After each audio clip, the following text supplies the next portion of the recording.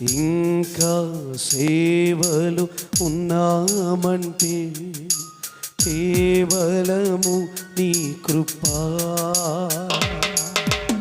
ఇంకా బ్రతికి ఉన్నామంటే కేవలము నీ కృపా.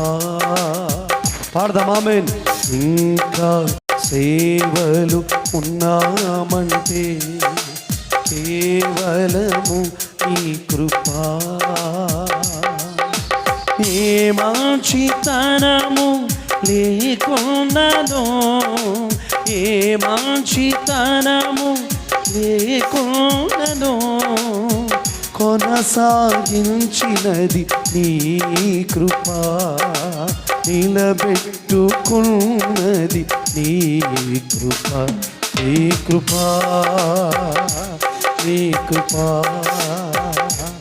ఆకాశం కంటే హెచ్చైనది నీ కృపా. నీ కృపా ఆకాశం కంటే హెచ్చైనది. నీ కృపాతిశయమును అనునిత్యము, నీ కృపాతిశయమును అనునిత్యము కీర్తించేదా తరతరములకు. నీ విశ్వాస్యతను నే ప్రచురించేదా. నీ కృపా, నీ కృపా. అందరూ బిగ్గరగా ఆమేన్. గట్టిగా చప్పలు కొడుతూ స్వరమెత్తి ఆమేన్. నీ కృపా,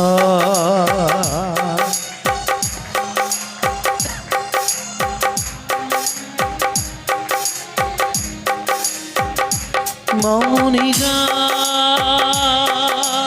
ఎటులుండెదా, సాక్షిగా ప్రచురించగా, తుది శ్వాస వరకు నీ చెంత చేరే వరకు, నా తుది శ్వాస వరకు నీ చెంత చేరే వరకు, భక్తుకు ఆరోగ్యం సేవ ఉన్నాయంటే కేవలము నీ కృపా.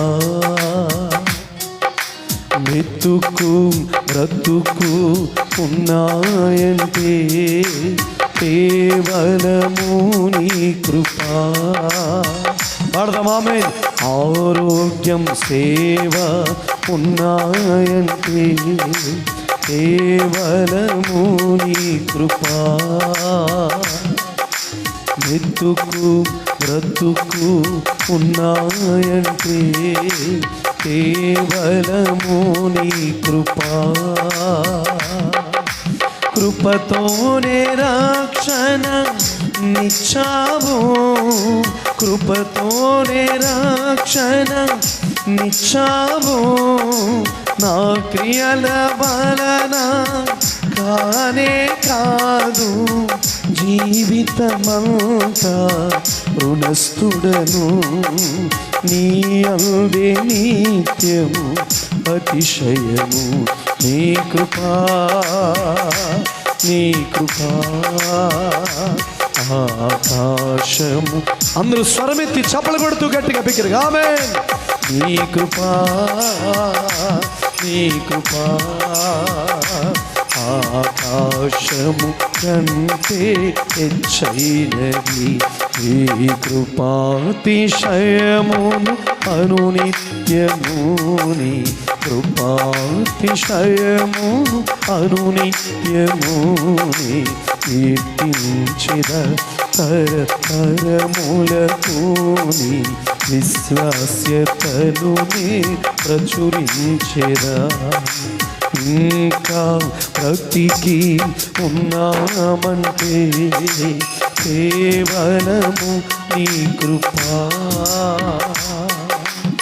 ఇంకా సేవలు ఉన్నామంటే కేవలము నీ కృపా. మనం బ్రతికున్నామంటే ఆయన కృపే ప్రియులారా. సేవలో ఉన్నామంటే ఆయన కృపే. అందుకై కన్నీటితో ఆమేన్. సాక్ష్యము కోల్పోయిన వారు అనేక మంది, పరిశుద్ధతను కోల్పోయిన వారు అనేక మంది, నమ్మకత్వాన్ని కోల్పోయిన వారు అనేక మంది, దర్శనాన్ని కోల్పోయిన వారు అనేక మంది.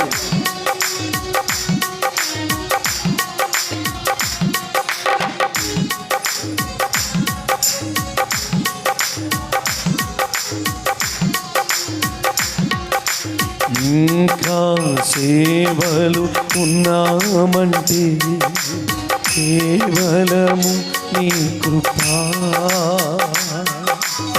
ఇంకా బ్రతికి ఉన్నామంటే కేవలము నీ కృపా. ఏ మంచితనము నీకున్నదో, ఏ మంచితనము నీకున్నదో, కొనసాగించినది నీ కృపా, నిలబెట్టుకున్నది నీ కృపా, నీ కృపా, నీ కృపా, కేవలం ఆయన కృప.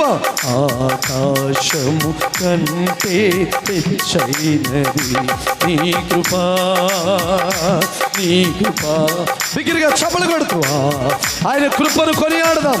ఈ మొదటి నెలలోనే ఆయన కృపను పొందుకుని ప్రియులారా, ఈ సంవత్సరమంతా చాలిన కృప, ఈ సంవత్సరమంతా సరిపడా కృప, ఈ సంవత్సరమంతా దేవుని పని చేయడానికి కావలసిన కృప పొందుకుందాం. ఆమేన్. నీ కృపా, నీ కృపా, ఆకాశము కంటే హెచ్చైనది నీ కృపా, నీ కృపా, ఆకాశము కంటే హెచ్చైనది. మౌనిగా ఎటులుండెదా, సాక్షిగా ప్రచురించక, మౌనిగా ఎటులుండెదా, సాక్షిగా ప్రచురించక, తుది శ్వాస వరకు నీ చెంత చేరే వరకు, తుది శ్వాస వరకు నీ చెంత చేరే వరకు, నీ కృపాతిశయము అనునిత్యము, నీ కృపాతిశయమును అనునిత్యము కీర్తించెద తరతరములకు, నీ విశ్వాస్యతను ప్రచురించెదా. ఉండలేనయ్యా బ్రతుకలేనయ్యా, ఉండలేనయ్యా బ్రతుకలేనయ్యా, నీవే లేకుండా ఉండలేనయ్యా, నీ తోడే లేకుండా బ్రతుకలేనయ్యా, నీవే లేకుండా ఉండలేనయ్యా, నీ తోడే లేకుండా బ్రతుకలేనయ్యా. ప్రేమతో నిన్ను ఆరాధించును ప్రియుడా నా యేసయ్యా, ప్రేమతో నిన్ను ఆరాధించును. మేఘ స్తంభమై ఉన్నానన్నవే, అగ్ని స్తంభమై ఉన్నానన్నవే, మేఘ స్తంభమై ఉన్నానన్నవే, అగ్ని స్తంభమై ఉన్నానన్నవే. శ్రమ వెంబడి శ్రమ వచ్చిన నన్ను విడువను మరువనంటివే, శ్రమ వెంబడి శ్రమ వచ్చిన నన్ను విడువను మరువనంటివే. నీ కృపా, నీ కృపా, ఆకాశము కంటే హెచ్చైనది నీ కృపా. బలమైన అభిషేకం అనేక మంది మీద విడుదలవుతున్నాయి. ప్రతి శరీర కార్యాలు నయమైపోతుండగా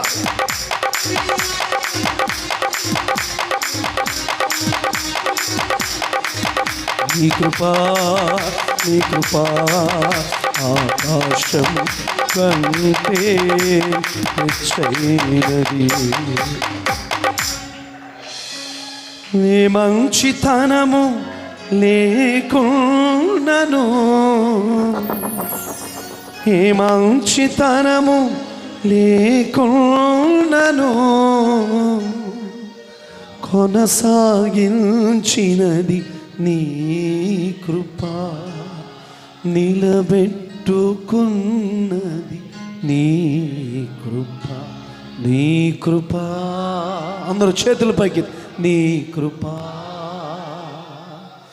ఆకాశం కంటే హెచ్చైనది. మౌనిగా ఎటులుండెదా, సాక్షిగా ప్రచురించక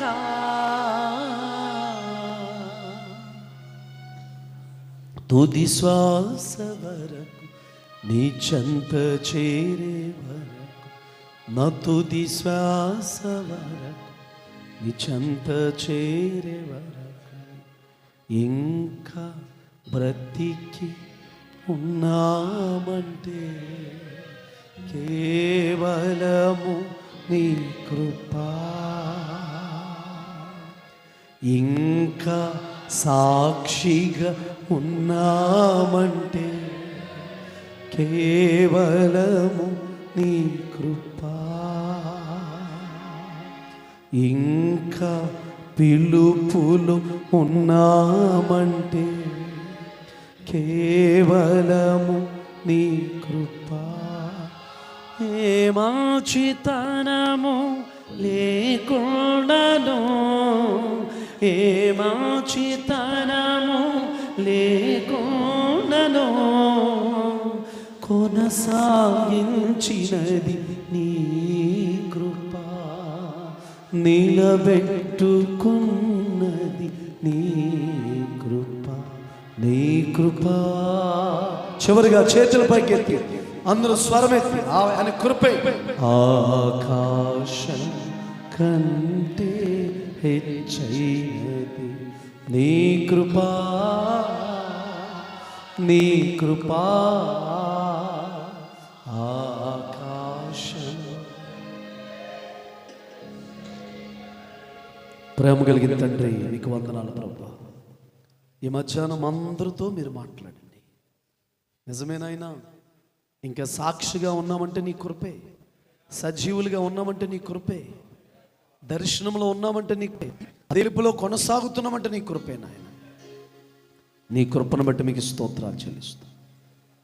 మధ్యాహ్నం అందరితో మాట్లాడండి, నాతో మాతో మాట్లాడండి. ఏమి మాట్లాడతారో విని సంతోషించాలని ఆశపడుతున్నామయ్యా. జీవితాన్ని కట్టుకోవాలని ఆశపడుతున్నామయ్యా. సహాయం చేయండి. అల్పదాసుని మీ అద్భుతమైన హస్తాల్లోకి తీసుకోండి. నేను మాట్లాడితే ఏమీ ప్రయోజనం ఉండదు ప్రభువా. మీరు మాట్లాడండి. ఈ బలహీనుని బలమైన హస్తాల్లోకి తీసుకున్నాం. దైవజనులందరినీ దీవించమని కృపలతో నింపు. యేసుక్రీస్తు నామములో ఈ ఆరాధన మీ పాదాల దగ్గర సమర్పిస్తున్నాము తండ్రి. దయచేసి అందరు కూర్చున్నాం. తమ్ముడు ఒకసారి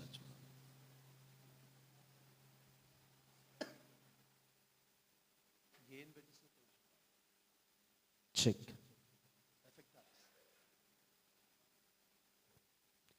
check. Praise the Lord. Check check.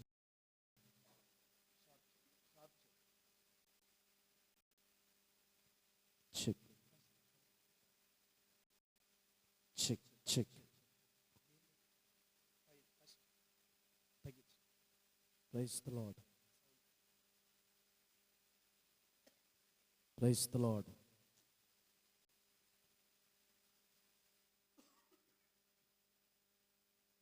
Praise the Lord. దేవుని పరిశుద్ధమైన నామానికి మహిమ కలుగును గాక. ప్రియులారా, మరి యోగ్యత లేనప్పటికీ అవకాశం ఇచ్చి నిలబెట్టిన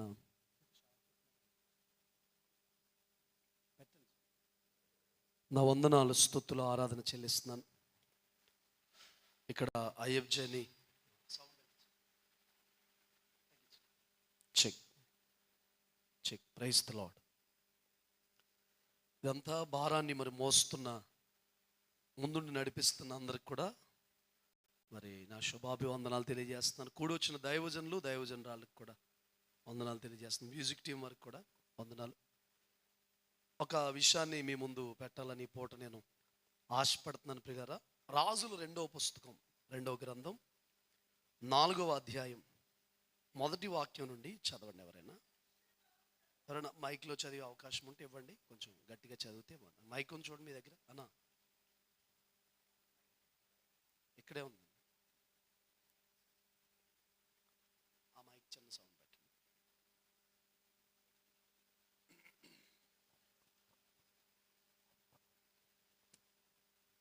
అంతట ప్రవక్తల శిష్యులలో ఒకని భార్య, నీ దాసుడైన నా పనిమిటి చనిపోయాను, అతడు యెహోవా యందు భక్తి గలవాడై ఉండెనని నీకు తెలిసే ఉన్నది. ఇప్పుడు అప్పులు వాడు తనకు దాసులుగా ఉండుటకై వారిని పట్టుకొని పోవుటకు వచ్చి ఉన్నాడని ఎలీషాకు మొర్రపెట్టగా. చూడండి ప్రియులారా, చదవబడిన లేఖన భాగంలో ఎలీషా గారి యొక్క పరిచర్య ప్రారంభమైంది. ఏలియా గారు ఆరోహణమై వెళ్ళిపోయిన తర్వాత ఆ కృప మరి ఎలీషా గారి మీదకి వచ్చింది. అయితే చాలా నమ్మకంగా ఎలీషా దైవజనుడిని వెంబడించినప్పుడు, నీకేం కావాలని అడిగినప్పుడు చాలా అనుభవాలు గుండా వెళ్ళి, ఎంత నమ్మకంగా నన్ను వెంబడిస్తున్నావు, నీకేం కావాలని అడిగితే, నీ మీద ఉన్న దాంట్లో 2 పాళ్ళు ఆత్మ నాకు కావాలంటాడు. నువ్వు అడిగింది చాలా కష్టతరం, అయితే నేను ఆరోహణమై వెళ్ళిపోతున్నప్పుడు నువ్వు నన్ను చూడగలిగితే అది నీకు దక్కుతుందని చెప్పాడు. ఆయన వెళ్ళిపోయాడు. ఎలీషా దాన్ని చూడగలిగాడు. చూసినప్పుడు ప్రియులరా, ఒక దుప్పటి ఆయన మీద పడినట్టు, ఏలియా గారు వెళ్ళిపోతూ దుప్పటి పడినట్టు, తర్వాత ఈయన ద్వారా కూడా ఒక బలమైన పరిచర్య జరిగినట్టు, ఎవరైతే హేళన చేశారో వాళ్ళే వెంటనే మరి ఎలీషా గారికి సాగిలు పడినట్టు, ఆ దుప్పటి తీసుకొచ్చి, ఆ మ్యాంటిల్ తీసుకొచ్చి యోర్దాను కొడితే ప్రియులరా అది 2గా పాయలైపోయినట్టు ముందు అధ్యాయాల్లో మనం చూడగలుగుతాం. అయితే ఈ స్థలంలో ప్రియులారా, ఒక ప్రవక్తల శిష్యుల్లో ఒకని భార్య, అతను చనిపోయాడు. ఆ వ్యక్తి చనిపోతే ఎలాంటి పరిస్థితి ఎక్కడికి వచ్చిందంటే, కథ ఎక్కడి వరకు నడిచిందంటే, అప్పుల వారు తన 2 పిల్లలను కూడా దాసులుగా తీసుకుపోయేంత పరిస్థితికి వచ్చింది. అంటే దాని అర్థం ఏంటంటే, సమస్తం కూడా అయిపోయింది, ఉన్నదంతా అయిపోయింది, అన్నిటినీ కోల్పోయారు. అయితే మిగిలినది ఏంటంటే, అప్పులోళ్ళు ఇంకా 2 పిల్లలుంటే ఆ పిల్లలను కూడా ఒక బానిసత్వానికి తీసుకెళ్ళిపోయి వారిని ఇంకా వాళ్ళ దగ్గర ఉంచుకునే పరిస్థితిలోకి ఇక్కడ పరిస్థితి చోటు చేసుకున్నట్టు చూస్తాం. ఎలీషా గారు అడుగుతారు. అప్పుడు ఆమె చెబుతూ ఒక మంచి మాట ఉంది. ఏంటంటే, మరి ఆ శిష్యుడు ఎవరైతే ఉన్నాడో, ప్రవక్తల శిష్యుడు ఉన్న కదా, ఆ శిష్యుడు యెహోవా యందు భయభక్తులు కలిగిన వాడు. ఎవరు చెప్పండి, గట్టిగా చెప్పండి. యెహోవా యందు ఏం కలిగిన వాడంట? ఈ శిష్యుడు చరిత్రకారులో మీరు బైబిల్లో కానీ ఎక్కడన్నా చూస్తే, ఈయన ఎవరంటే ఓబద్య. ఎవరు చెప్పండి? ఓబద్య. ఈ ఓబద్య యొక్క భక్తి ఏంటి, అతను ఉన్న భయం ఏంటి, అతను చేసిన క్రియ ఏంటి అని ఆలోచిస్తే, ఇక్కడ జరిగిన సిచ్యువేషన్ అంతా మనకు తెలుసు. కొండలు తీసుకురమ్మంటాడు, ఏముందని అడుగుతాడు, నా వల్ల నీకు ఏం కావాలని అడుగుతాడు. అడిగితే విషయం అంతా చెబుతారు. ఏముందని అడిగితే నూనె పాత్ర మాత్రమే ఉందని చెబితే, సరే ఉండాల్సిందే ఉందని చెప్పి ఇరుగు పొరుగు వారి దగ్గరికి వెళ్ళి పాత్రలు తీసుకురమ్మంటే, ప్రార్థన చేసిన తర్వాత ఆ పాత్రలన్నీ నిండినట్టు, ఈ నూనె అమ్మేయమని, మిగిలిన డబ్బులతో నీవు నీ బిడ్డలందరూ కూడా పోషించబడాలని చెప్తాడు. Praise the Lord. అయితే ఈ ఓబద్య ఎవరంటే, యెహోవా యందు భక్తి కలిగిన వాడు అంటాడు. ఏం కలిగిన వాడండి? చెప్పాలి గట్టిగా. మనం చాలాసార్లు చాలా చోట్ల దైవజనులుగా, మనం దైవ సేవకురాండ్రులుగా మనం భక్తి కోసం చాలాసార్లు చాలా సంఘాల్లో మనం చాలా విషయాలు చెబుతూ ఉంటాం. ప్రియులారా, ఒక మాట మీరు తీయవసరొద్దు కానీ మీ అందరికీ తెలుసు. తిమోతి 2వ పత్రికలో అపోస్తలుడైన పౌలు తిమోతికి రాసిన 2వ పత్రిక, ఊరికే అవసరం వద్దు, నా వైపు చూడండి. అందులో 3వ అధ్యాయంలో అంత్యకాలంలో అపాయకరమైన కాలం వచ్చిందని మీరు తెలుసుకోండి. మనుషులు స్వార్థ ప్రియులు, బింకములాడువారు, అనురాగరహితులు, సజ్జన ద్వేషులు, మూర్ఖులు, గర్వాంధులు, తల్లిదండ్రులు ద్వేషించేవారు, అవిధేయులు, సజ్జన ద్వేషులు, పైకి భక్తి గల వారు గుండి దాని శక్తిని, ఆ దేవుని కంటే సుఖానుభావం ఎక్కువ ప్రేమించి పైకి భక్తి గల వారు గుండి దాని శక్తిని ఏం చేయలేకపోతున్నారు. అంటే వాస్తవంగా చెప్పాలంటే, మనం చేస్తున్న భక్తిలోనంట శక్తి ఉందంటండి. ఏముంది చెప్పండి? ఎలానండి? భక్తి, దాని యొక్క శక్తి. కొంచెం ఒకవేళ మీరు నా నాకంటే పెద్ద దైవజనులన్నా ఈ పూటకు అనండి చాలు, ఓకేనా? ఓకే, ప్రైజ్లో హల్లెలూయా. అంటే సీరియస్గా చూస్తున్నారు కొంతమంది, అందుకని భయం అవుతుంది నాకు. సరే అనండి. భక్తి దాని యొక్క శక్తి. భక్తిలో ఏముందంట? శక్తి ఉంది. అందుకే మీ హృదయాలు ఒకవేళ తిండి వల్ల, మత్తు వల్ల, ఐహిక విచారం వల్ల మందంగా ఉంటే జరగబోయి వీటెల్లా తప్పించుకుంటాను, మనిషి కుమారుని ఎదుటి నిలబడడానికి, ఎల్లప్పుడూ శక్తి గలవారై ఉండడానికి మెలకువగా ఉండి ప్రార్థన చేయండి. ఇప్పుడు రాకడలో మనం కానీ సంఘం కానీ ఎత్తపడడానికి మనకి ఏముండాలంట? శక్తి ఉండాలి. ఆ శక్తి దేని ద్వారా వస్తుంది? భక్తి ద్వారా. Praise the Lord. గట్టిగా చెల్లియో. ఈ అంశం మీద నేను చెప్పాలనుకోవట్లేదు, కానీ నేను ఊరికే జ్ఞాపకం చేస్తున్నాను, సందర్భం వచ్చింది కాబట్టి. భక్తి కలిగిన వాడు అంటే నీ ఉపాధ్యాయ భక్తి కలిగిన వాడు, చాలా భక్తి కలిగిన వాడు అంట. నేను ఒక 2 మాటలో చెప్పాలంటే భక్తి అంటే ఏంటో ఒక మాటలో చెప్పాలి. ఏమనుకున్నాం? భక్తి అంటే శక్తి. భక్తి దాని యొక్క శక్తి. లోకంలో ఎవరైనా భక్తి చేస్తుంటే ప్రియులారా, ఆ భక్తికి శక్తి ఉందో లేదో మరి నాకు తెలియదు. ఎందుకంటే నేను పెద్ద చేయలేదు కాబట్టి నాకు తెలియదు. మనకు తెలియంది మనం చెప్పకూడదుగా. చిన్నప్పుడు ఎప్పుడో చేశాను అవి, నాకేమీ అందులో ఏమున్నట్టు నాకేమీ అనిపించలేదు అప్పుడు కదా. అయితే ప్రియులారా, మరి మనం చేస్తున్న భక్తిలో ఏముంది? నువ్వు పాడుతున్న పాటలో శక్తి ఉంది, కార్చిన కన్నీళ్ళలో శక్తి ఉంది, ఇక్కడ చేస్తున్న విజ్ఞాపనలో శక్తి ఉంది, చేస్తున్న సేవలో శక్తి ఉంది, చేస్తున్న ఆరాధనలో శక్తి ఉంది, చేస్తున్న ఉపవాసాల్లో ఏముంది? ఉంది. అదే ఒక రోజునంట దేవుని ఎదుట మనల్ని నిలబెడతాదంట. ఇంకా సీరియస్గా చూస్తున్నారు కొంతమంది. హల్లెలూయా, ప్రైజ్ ది లార్డ్. ఏముందంటండి? శక్తి.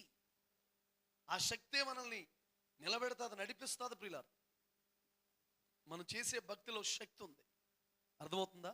కాబట్టి ఈ విషయాన్ని మనం గమనించాలి. ఒక్క మాటలో చెప్పాలంటే భక్తి అంటే ఏంటి చెప్పాలంటే, మీరు చదవవసరం లేదు ప్రియులారు. శక్తి ఒకటే. రెండోది ఏంటంటే చెప్పాలంటే 1:8 దానియేలు పుస్తకంలో ఏముంటుందంటే, దానియేలు అక్కడ పెడుతున్న భోజనం అది తినకుండా ఉండాలని. అంటే ఈ అంశం నేను చెప్పాలనుకోవట్లేదు, అందుకే నీకు రెఫరెన్స్ కూడా తీయించట్లేదు. నేను వేరే మాటలు చెప్పాలి మీకు, ఊరకనే సందర్భం వచ్చిందని 2 మాటలు నేను కూడా బలం పొందుకోవడం చెప్తున్నాను, ధైర్యం కోసం. సేవకులు వాక్యం చెప్పాలని మామూలు విషయం కాదు కదా. మీ ఎదుటి నాకు ధైర్యం రావాలని ముందు ఈ చెప్పుకుంటున్నాను అనమాట. హల్లెలూయా. గట్టిగా ఎల్లు చెప్పండి, ఓకేనా? అక్కడ ఏమంటాడంటే, ఆ రాజుగారు పెట్టిన ఆహారం తినకూడదని, అక్కడ బలర్పించిన తినకూడదని, ఆ ద్రాక్షరసం త్రాగి తను అపవిత్రపరచుకోకూడదని ఉద్దేశం కలిగి ఉన్నాడంట. అపవిత్రపరచుకోకూడదని ఉద్దేశం కలిగి ఉన్నాడు. అంటే అపవిత్రపరచుకోకూడదని ఉద్దేశం కలిగి ఉన్నాడంటే పరిశుద్ధంగా ఉండాలనే ఉద్దేశం ఉందంటండి దానియేలు. 6:3 దానియేలు కోసం, ఈ దానియేలు అతి శ్రేష్టమైన బుద్ధి కలిగిన వాడు అని ఉంది. ఈ అతి శ్రేష్టమైన బుద్ధి, ఈ కృప అండి, ఈ మర్మాలు, లోతైన విషయాలు చెప్పే ఆ యొక్క కృప ఎక్కడి నుంచి వచ్చిందంటే మీకు ఉపయోగపడుతుంది కాబట్టి చెప్తున్నాను దైవజనులని. అతి శ్రేష్టమైన బుద్ధి ఉండడం ద్వారా, అతి శ్రేష్టమైన బుద్ధి ఏం చేస్తుందంటే దేవుని మనసు మనకు అర్థమయ్యేటట్టుగా చేస్తుంది అనమాట. మెనీ టేకేల్ అని రాయబడింది. అది ఎవరి మనసులో మాట? దేవుని మనసులో మాట, మీ మనసులో మాట? దేవుని మనసులో మాట. ఏ హస్తం వచ్చి రాసింది? గోడ మీద రాసింది. ఎక్కడి నుంచి వచ్చింది? పరలోకం నుంచి వచ్చింది కదా. ఈ లోకంలోకి ఎవరికైనా అర్థమైందా? అర్థమైందా? అర్థం అవ్వలేదా? ఎందుకు అర్థం అవ్వలేదంటే దేవుని మనసు కలిగిన వాడికి అర్థమవుద్ది, ఎవరికి అర్థం అవ్వలేదు. కానీ దానియేలుని పిలిపించుకుంటే ఆ రాజుగారి కంగారు వచ్చేసింది. దానియేలు పిలిచి చెప్పేశాడు, చెప్పమంటారా రాజు అని. మొఖమాటం లేకుండా చెప్పాడు. మనమైతే కొంచెం మతలాభం చేసి చెప్తాం. చెప్పాలని చిన్న విషయమా? ఇప్పుడు చంద్రబాబు నాయుడు గారి దగ్గరికి వారం రోజుల్లో మీ ప్రభుత్వం అయిపోద్దని చెప్పగలమా మనం? అది చెప్పేసి వస్తుంటే మనం అయిపోతాం కదా. Praise the Lord. అవునా కదా? చెప్పండి. మరి చెప్పాడండి, మాదీయుల పారసీకుల రాజ్యం వచ్చిందంటే తర్వాత ఏంటంటే దేవుడు తన త్రాసులో తోస్తున్నాడో. దానియేలుకి ఎలా తెలిసిందంటే, దానియేలు మామూలు మనిషి కాదు, మామూలు పాస్టర్ గారు కాదు, మామూలు వ్యక్తి కాదు. తనకు అతి శ్రేష్టమైన బుద్ధి ఉందండి. ఆ కృప పొందుకున్నాడు. ఈ అతి శ్రేష్టమైన బుద్ధి ఎలా వచ్చిందంటే, ఒక్క మాటలో మీకు అర్థమయ్యే విషయాలు చెప్పాలంటే శ్రేష్టమైన భక్తి చేస్తున్నారు వాళ్ళు. ఓకే, అమ్మా నాన్న అండి దానియేలుకి అక్కడ బబులోనులో నడిపించే నాయకుడు ఎవరండి? ఎవరున్నారండి? ఇర్మియా పెంపకంలో పెంచబడ్డారు, వేరే సామ్రాజ్యానికి వెళ్ళిపోయారు. వీళ్ళు నలుగురే ఉన్నారా? 127 సంస్థానాలలో ఉన్నారు కదా. కానీ వీళ్ళ పరిశుద్ధత, వీళ్ళ ప్రతిష్టత చరిత్రకారులు చెబుతుంటే, ఒకసారి చరిత్రకారులు చెప్పారని ఒక దైవజనుడు చెప్తే నేను విన్నాను ప్రియులారా. వీళ్ళ యొక్క భక్తి అంట, ఈ నలుగురు వాళ్ళ యొక్క భక్తి 120 దేశాలను ప్రభావితం చేసిందంట. 120 దేశాలు ప్రభావితం. ఒక అతను చరిత్రలోంచి చెప్పి అన్న ఎలాగ ప్రభావితమైందన్న అని చెప్తే నేను ఆశ్చర్యపోయాను. 120 కంట్రీస్ని ప్రభావితం చేసిందంట వాళ్ళ పరిశుద్ధత. ప్రియులారా ఆమేన్ చెప్పండి. తొందరగా వదిలేస్తున్నా, దిగులుగా ఉండకండి బాబు, కాసేపు సంతోషంగా ఉండండి. Praise Lord. చాలా సంతోషం. పెద్దోళ్ళు కూడా కొంతమంది కింద కూర్చున్నారు, వాళ్ళ చైర్లో కూర్చుంటే బాగుండు ఆరోగ్య పరిస్థితి. Praise Lord. ఓకేనా ప్రియులారా? ఉపాధ్యాయులో ఏముందంటే అతడు భక్తిపరుడు అంట. ఎవరు చెప్పండి?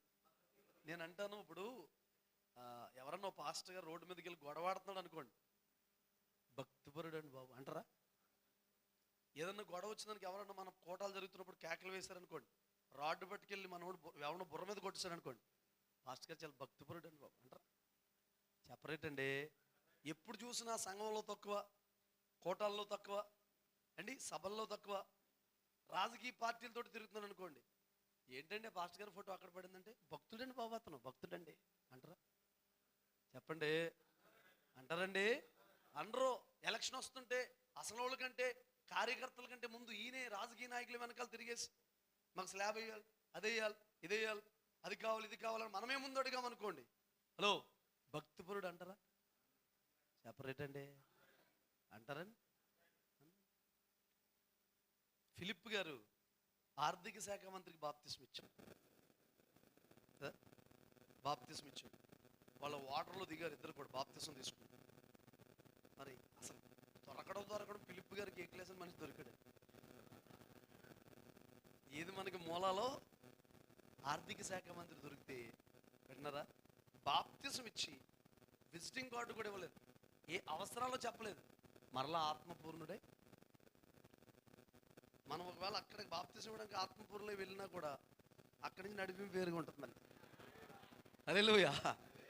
మిమ్మల్ని అంటలేదు, మా సైడు చెప్తున్నాను, మీరందరూ మంచి ఎట్టుకెళ్ళు చెప్పండి. అర్థమవుతుందా? అదే అండి. మరి స్లాబ్ వరకు వచ్చి ఆగిపోయిందండి, రేకు పైది రేకేయడానికి ఒకరు సమర్పించుకుంటారండి. కొంచెం మరి మీరు ఆర్థిక శాఖ మంత్రి కాబట్టి ఏదో 2 కట్టలు ఇసిరేస్తే గొడవ. Praise Lord. అందుకే వాళ్ళ కోసం మనం చెప్పుకుంటున్నామండి. చిన్న సీక్రెట్ మీకు చెప్పనా? ఓ దైవజన్ చెప్పాడు, ఆ మాట కాదు, నేను కూడా ఒక మాట చెప్పాను. తిరిగి ఓడికి తిప్పలంట, కూర్చున్నవాడికి కుప్పలంటండి. తిరిగి ఓడికి తిప్పలు, కూర్చున్నవాడికి అంటే దేవుని పాదాల దగ్గర కూర్చుని అడిగిన వాడికి కుప్పలు దేవుడు ఇస్తాడంటండి. తిరుగుతాడు చూడండి, పుస్తకం వేయించుకుని అంటే చర్చ కడుతున్నామండి బాబు, ఎలాగండి బాబు అంటారు చూసి, అడిగి తిప్పలే. పొద్దు నుంచి సాయంత్రం వరకు తిరిగిన 1000 రూపాయలు కూడా పోగుపడు, 4 సిమెంట్ బస్తాలు కూడా రావు. మరి ఎందుకు మాట్లాడుతున్నా తెలియదు దేవుడు కానీ ఈ విషయం.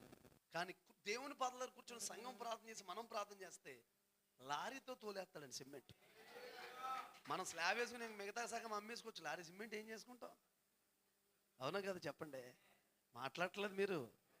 అదే మనం ఎవరి దగ్గర ఉండాలి చూడండి. చిన్న విషయం చెప్తాను. ఫిలిప్ దేని వెనకాల పరిగెట్టాడు? గెహాజీ దేని వెనకాల పరిగెట్టాడు? ఇద్దరు పరుకు ఏమైనా తేడా ఉందంటారు లేదా? అయ్య బాబోయ్, ఉందా లేదా చెప్పండి. మనోడేమో డబ్బు కోసం వాటి కోసం పరిగెట్టాడు రథం వెనకాల, మనోడు ఆత్మ కోసం ఆత్మల భారంతో పరిగెట్టాడు. Praise Lord. గట్టిగా వెళ్ళు చెప్పండి. హల్లెలూయా. కాబట్టి ప్రియులారా, మనం ఏం చేయాలంటే భక్తి ఏం చేయాలి? రాజకీయ నాయకుల వెనకాల అక్కడ ఇక్కడ వాళ్ళు ఎద చేస్తారు, వాళ్ళు అది చేస్తారు. నన్ను చాలా మంది యథార్థంగా చెప్తున్నాను, మా చర్చ్ దగ్గరికి వచ్చే రాజకీయ నాయకులు మీకు స్లాబే చేస్తామండి, స్థలం కొనేస్తామండి, అలా మంచి ఆవేశంతో వాళ్ళు మాట్లాడితే నేను చిన్న టీ ఇచ్చి, ఏమీ కూడా ఎప్పుడు ఇస్తారని ఏమి కూడా అడగకుండా టీ ఇచ్చి, వందనాలండి నాకు ఏం అవసరం లేదు, ప్రార్థన చేయండి, మీరు యేసుప్రభుని నమ్ముకోండి చాలని పంపించేశాను. మీరు నమ్మితే నమ్మండి, లేకపోతే మానేయండి. హల్లెలూయా. విషయం చెప్పమంటారా? వాళ్ళ మీద మన నమ్మిక వెళ్ళిందా, వాళ్ళ మీద మన విశ్వాసం వెళ్ళిందా, వాళ్ళ మీద మన గురి వెళ్ళిందా, వాళ్ళ మీదకి మన చూపు వెళ్ళిందా, వాళ్ళ మీదకి మన చేయి వెళ్ళిందా, మన మినిస్ట్రీ ఆగిపోద్ది ఆ రోజుతోటి. ఎందుకంటే నడిపించేది ఆయన. హల్లెలూయా. అర్థమవుతున్నా ప్రియులారా? భక్తులు జార్జ్ ముల్లర్ గారు ప్రియులారా 300 మంది అనాథ పిల్లలను పోషిస్తూ ఏ రోజుకి ఆ రోజు దేవుని మీద ఆధారపడు. భక్త సింగ్ గారు ఏ పూటకు ఆ పూట భోజనాలు కావాలంటే ఆధారపడు. మీకు తెలిసిన సంఘటన తెలుసు, చాలాసార్లు విన్నారు. చెన్నైలో అనుకుంటే ఎక్కడో ఒకసారి మీటింగ్స్, 5,000 మంది ప్రజలు, భోజనాలు లేవు. వంట వండి అతను వచ్చాడు, సార్ భోజనాలు ఉండాలి సార్, డబ్బులు కూరగాయలు తీసుకురావాలి సార్ అని. ప్రార్థన చేస్తాను అన్నాడంట. ఇంకో గంటలో వచ్చాడంట. వస్తే ప్రియులారా ఆయన వచ్చి అడిగాడంట మరలా, సార్ కూరగాయలు సార్, ఇంక ఇప్పుడు మొదలు పెట్టకపోతే అవ్వదు సార్, ఈ సరుకులన్నీ అవ్వకపోతే ప్రార్థన చేద్దాం అంటున్నాడంట. ఈ వంటోడికి మెంటలు వచ్చేసింది. ప్రార్థన చేద్దాం అంటున్నాడు. 5,000 మందికి వండాలంటే చిన్న విషయం అండి. మన 3 రోజుల మీటింగ్ మేము పిల్లి మొక్కలు వేసేసామండి. హల్లెలూయా కదా. 300 మందికి పూటకు పెట్టడానికి 5,000 మందికి వండాలంటే చిన్న విషయమా? 3వసారి వచ్చాడంట. ప్రార్థన చేద్దాం మీరు ప్రార్థన చేసుకోండి, నేను మాత్రం వెళ్తున్నాను. ఇప్పుడు వండినా కూడా వంట ఇంకేమవుదో పూర్తవదో అన్నారంటే ఏమి కలవరపడలేదంట. విశ్వసించేవాడు ఏమవడో. సందర్భం చెబుతున్నాను. రైన్హర్డ్ బోంకే గారు అంటారు, మన పాకెట్లు ఎంత ఉందో దాంతో ప్లాన్ చేసుకోకూడదంట, ఆయన పాకెట్లు ఎంత ఉందో దాంతో ప్లాన్ చేసుకోవాలి. మన పాకెట్తో ప్లాన్ చేసుకుంటే ఏమవుద్దండి? వచ్చేటప్పుడు నా దగ్గర 1,600 ఉన్నాయండి. 1,600 1,200 1000 రూపాయలు ఆయిల్ కొట్టించేసానండి. 400 10 ఉన్నాయండి ఇప్పుడు వెళ్తాకి. కానీ తెలిసి నాకు ఆయన పాకెట్. వచ్చి కూర్చున్నానా విశ్వాసంతో? ఇక్కడ వచ్చి కూర్చున్నానా? ఇప్పుడు వచ్చి కూర్చున్నాను. అన్న అన్నాడో తమ్ముడు అన్నాడో అన్న ఇక్కడికే వచ్చారా? ఇంకో మీటింగ్కి ఏదైనా వెళ్తా వచ్చారా? ఇక్కడికే వచ్చాను. ఐఎఫ్జీ కోసం ఆయిల్ కొట్టించుకుని వచ్చాను. మొన్న కూడా దోమల కొంది వెళ్ళాను. మ్యాటర్ ఎలా ఉంటుంది మీకు చెప్తారు వినండి. కూర్చున్నాను, వచ్చి 1000 రూపాయల ఆయిల్ చిల్లర ఉంటే ఇప్పుడు కొట్టించుకుని వచ్చాను. నా దగ్గర ఒక అతను ఒక 5 నిమిషాలు 19,000 దక్షిణ భాగం వేసాడంటే. ఒరిస్సా మీటింగ్కి వెళ్ళండి. అతిశయక్తం కాదు, మీరు బలపడతారని చెప్తున్నాను ఈ మాటలో. ఒరిస్సా మీటింగ్ వెళ్ళి డబ్బులు తీసుకోకూడదు నేను అని అనుకున్నాను. మధ్యాహ్నం మీటింగ్ ఆఫరింగ్ ఇస్తున్నాడు అని నేను తీసుకోలేదండి. అన్న మీరే ఇక్కడ కష్టపడి సేవ చేస్తున్నారు, దేవుడు ఎంత నమ్మదగినోడు చెప్తున్నానండి. ఆయన ఇచ్చే విధానం ఎలా ఉంటుందని ఆలోచించాలి మనం. అందుకే పని ఎక్కడ చేసినా అక్కడ ఇవ్వకపోయినా మనం ఫీల్ అవ్వకూడదు. జీతం ఇంకొక చోట ఇస్తాడు దేవుడు. అయిపోయింది అన్న, చిన్న ఆఫరింగ్ అన్నని తీసాడు అతను. అన్న మీరు ఏమనుకోవద్దు, నాకు ఛార్జీలు పెట్టి తీసుకొచ్చారు, నేను వాడబడినందుకు నాకు ₹1 ఆఫరింగ్ వద్దన్న. అందరి దగ్గర అలా అన్నాడు. అక్కడ గొడవ చెప్తున్నాను. ప్రైజ్ లో హల్లెలూయా. ఓకేనా? వద్దండి బాబు ₹1 వద్దని అడిగితే ఆయన అదేంటన్నా, లేదు అన్న మీరు చాలా కష్టపడి చేస్తున్నారంటే. ఎంత నమ్మదగిన దేవుడో. ఫోన్ పట్టుకుని ఇలా బయటకు వచ్చానండి. నేను బ్యాగ్ వేసి సర్దుకుంటున్నాను వెళ్ళడానికి. ఫోన్లో మెసేజ్ చూస్తే 54,000 ఒక అతను దశంభాగం వేశాడండి. ప్రైజ్ లో. మరి ఏ చేతుల వైపు చూడాలి చెప్పండి? స్టార్టింగ్లో నాకు తెలియకో మీటింగ్కి వెళ్ళాను. ఆయిల్ కొట్టుకోవడానికి డబ్బులు లేవు, వెళ్ళడానికి వేసుకుని వెళ్ళిపోయాను. వచ్చేస్తుంటే వెళ్తున్నానండి అన్నారు. వెళ్ళు బాబు అన్నారు. అదే వెళ్తున్నానండి నేను అన్నా. వెళ్ళు బాబు అన్నారు. కాదండి వెళ్ళిపోతున్నానండి ఇంటికి మొత్తాను. వెళ్ళు బాబు అన్నిసార్లు చెప్తున్నావు ఏంటన్నాను. దేవుడు అంటున్నాడు నాతో, ఇది ఎప్పుడు నేర్చుకున్నావు? బయటకు వచ్చాక నన్ను అడుగుతున్నాడు, ఇది ఎప్పుడు నేర్చుకున్నావు? మనుషులను అడగడం, కానుక కోసం వెయిట్ చేయడం ఎప్పుడు నేర్చుకున్నావు అని అడిగాడు. అప్పుడు చాలా బాధ కలిగి, జీవితంలోకి ఎవరి దగ్గర మీరు ఉండండి, చెయ్యకపోతే అడగండి. దేవుడు ఆ పూట అండి ఒక్కసారి ఇలా గుప్పులు విప్పితే సర్వజీవుల యొక్క కోరిక తీర్చి పోషించేదేవాడు. Praise lord. నీ అవసరాలు తెలియదు, నేను పిలిచినోడు. నేను ఖరీదైన మాట చెప్తాను, మనసులో పెట్టుకోండి. అయ్యగారి శైలిలో చెప్తున్నాను. ఏంటంటే ఒక కంపెనీలో మనం పనిచేస్తే రిటైర్మెంట్ కొంత గొప్ప బోనస్ ఇస్తారు. ఆ రిటైర్మెంట్ జీతం ఏంటండి అంటారు కదా, పెన్షన్ డబ్బులు, పెన్షన్ మిగిలిన డబ్బులన్నీ పోగు చేస్తారు కదా. ఏమండి అంత నమ్మకస్తుడు కదా కంపెనీ ఓనర్. ఆయనే రిటైర్మెంట్కి 30 లక్షలు 20 లక్షలు ఇస్తే ఐశ్వర్యవంతుడు, శ్రీమంతుడు, కోటీశ్వరుడు ఆయన దగ్గర పనిచేస్తామండి మనం. Praise Lord. ఎవరి దగ్గర పనిచేస్తున్నాం? ఎవరి దగ్గర నిలబడుతున్నాం? ఎవరైనా ఎలాంటి దేవుడు? ఇలా గుప్పిళ్ళు విప్పితే సర్వజీవుల యొక్క కోరికలు తీరి తృప్తి పొందేస్తాయంట.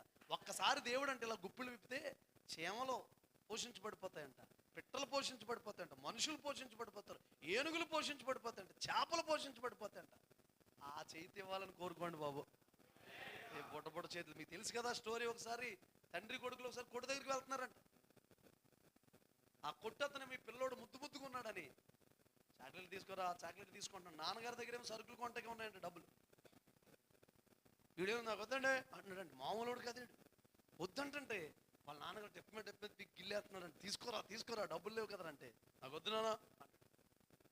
కొట్టోడు సరుకులు కట్టి ఇంకా వాడు ఏం చేశాడంటే, వీడు అసలే మరీ మొకమాటస్తులా ఉన్నాడు అని చెప్పి కొట్టతనే రారా పప్పలేస్తాను, ఈ సరుకులు ఆ స్నాక్స్ ఇస్తాను షర్ట్ పట్టేయడంటే నేను ఏకంగా ఇలాగా వేసేయమని చెప్పేసి పట్టేస్తే ఎదరకొచ్చాక వాళ్ళ నాన్న కొంచెం సైడ్కి తీసుకెళ్ళి సందులో తీసుకెళ్ళి తెప్ప మీద ఒకటి పీకాడు. ఎరా స్నాక్స్కి డబ్బులు లేవు ఇంటికాడ చెప్పాను కదరా. అవునా మరి తీసుకోవారా అన్నాడు. నాన్న నీకు బుర్ర ఉందా అన్నాడు. బాబు నాకు బుర్ర లేకపోతామేంట్రా అన్నాడు. అతను చేయి పెద్దదా నా చేయి పెద్ద అన్నాడు. ఆ కొట్టు అతను చేయి గొల్లియా చేయలాగా ఉందంటండి ఎంత. హల్లెలూయా గట్టిగా చెప్పండి. ఎవరో సేవకులు ఆర్థికంగా నలిగిపోతున్నారు. ఇక్కడ నన్ను రూట్ మార్చి మరీ మాట్లాడిస్తున్నాడు దేవుడి మాట. కొట్టబెడుతున్నారు. ఇంతేనా పరిస్థితి? ఇంతేనా? ఇంతకాలం సేవ చేసిన కనీసం అవసరం తీర్చుకోలేకపోతున్నాను, పిల్లలకి ఫీజు కట్టుకోలేకపోతున్నాను, కుటుంబంలో ముందుకు వెళ్ళలేకపోతున్నాను, తినాలనుకున్నది కూడా తినలేకపోతున్నాను. ఏమి కాదు, ఎవరు నీకు ఎక్కువైపోయి తిండి ఇతరులకు పెట్టే పరిస్థితి వస్తుంది. గట్టిగా వెళ్ళు చెప్పండి.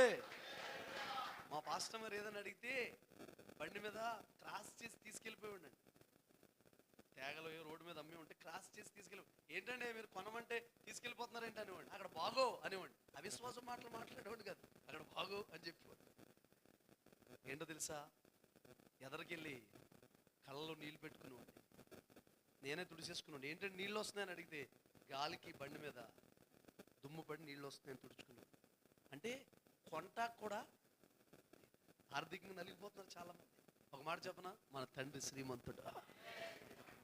నీ భక్తి నువ్వు చేసుకుంటే 37-25 అంట దావీదు ఏమంటాడు, నేను చిన్నోడిని ఇప్పుడు ముసలోడిని అయిపోయాను, నీతివంతులు విడవబడ్డం కానీ వాళ్ళ పిల్లలు భిక్షమెత్తుకోవడం కానీ. హల్లెలూయా. తింటాకి లేక ఇద్దరు రూమ్లో కూర్చుని ఒకరినొకరు చూసుకుని ఏడ్చేవాళ్ళు, కానీ ఎవరిని అడిగేవాళ్ళు కాదు. ఎవరిని వచ్చి అడిగితే పాత్రలు, ఖాళీ పాత్రలు అక్కడ పెట్టి ఆ నీళ్లు వేడి చేస్తుండే, వంట చేసుకున్నారా అని అడిగేవారు. చేసుకున్నామండి. మరి పాత్రలు ఖాళీ ఉన్నాను, తినేసామండి అని చెప్పి. నేను చెప్తున్నాను, నన్ను పిలిచిన దేవుడే, మన పైన నాయకులకు ఉన్న దైవజను పిలిచిన దేవుడే మిమ్మల్ని కూడా పిలిచాడు. Praise the Lord. గట్టిగా హల్లెలూయా చెప్పండి. నాన్నగారు దారి చూపిస్తానని మధ్యలో చచ్చిపోయారు అబ్రహాంకి. ఎటు వెళ్ళాలి అర్థం కాదు. అసలు ఆయన ఉండడానికే గతి లేదు, దిక్కులేని పరిస్థితి. అంటే ఆకాశం నుండి దేవుడు మాట్లాడే విషయం చెప్పమంటారా, పూటకి 318 మంది తింటున్నారంటే రోజుకి 1000 మందికి ఫంక్షన్ చేస్తున్నాడు అబ్రహాం. మన జీవితంలో ఒకసారి 2 సార్లు చేస్తాం ఫంక్షన్, అంతేనా? రోజుకి 1000 మందికి ఫంక్షన్ అండి అబ్రహాం ఇంట్లో.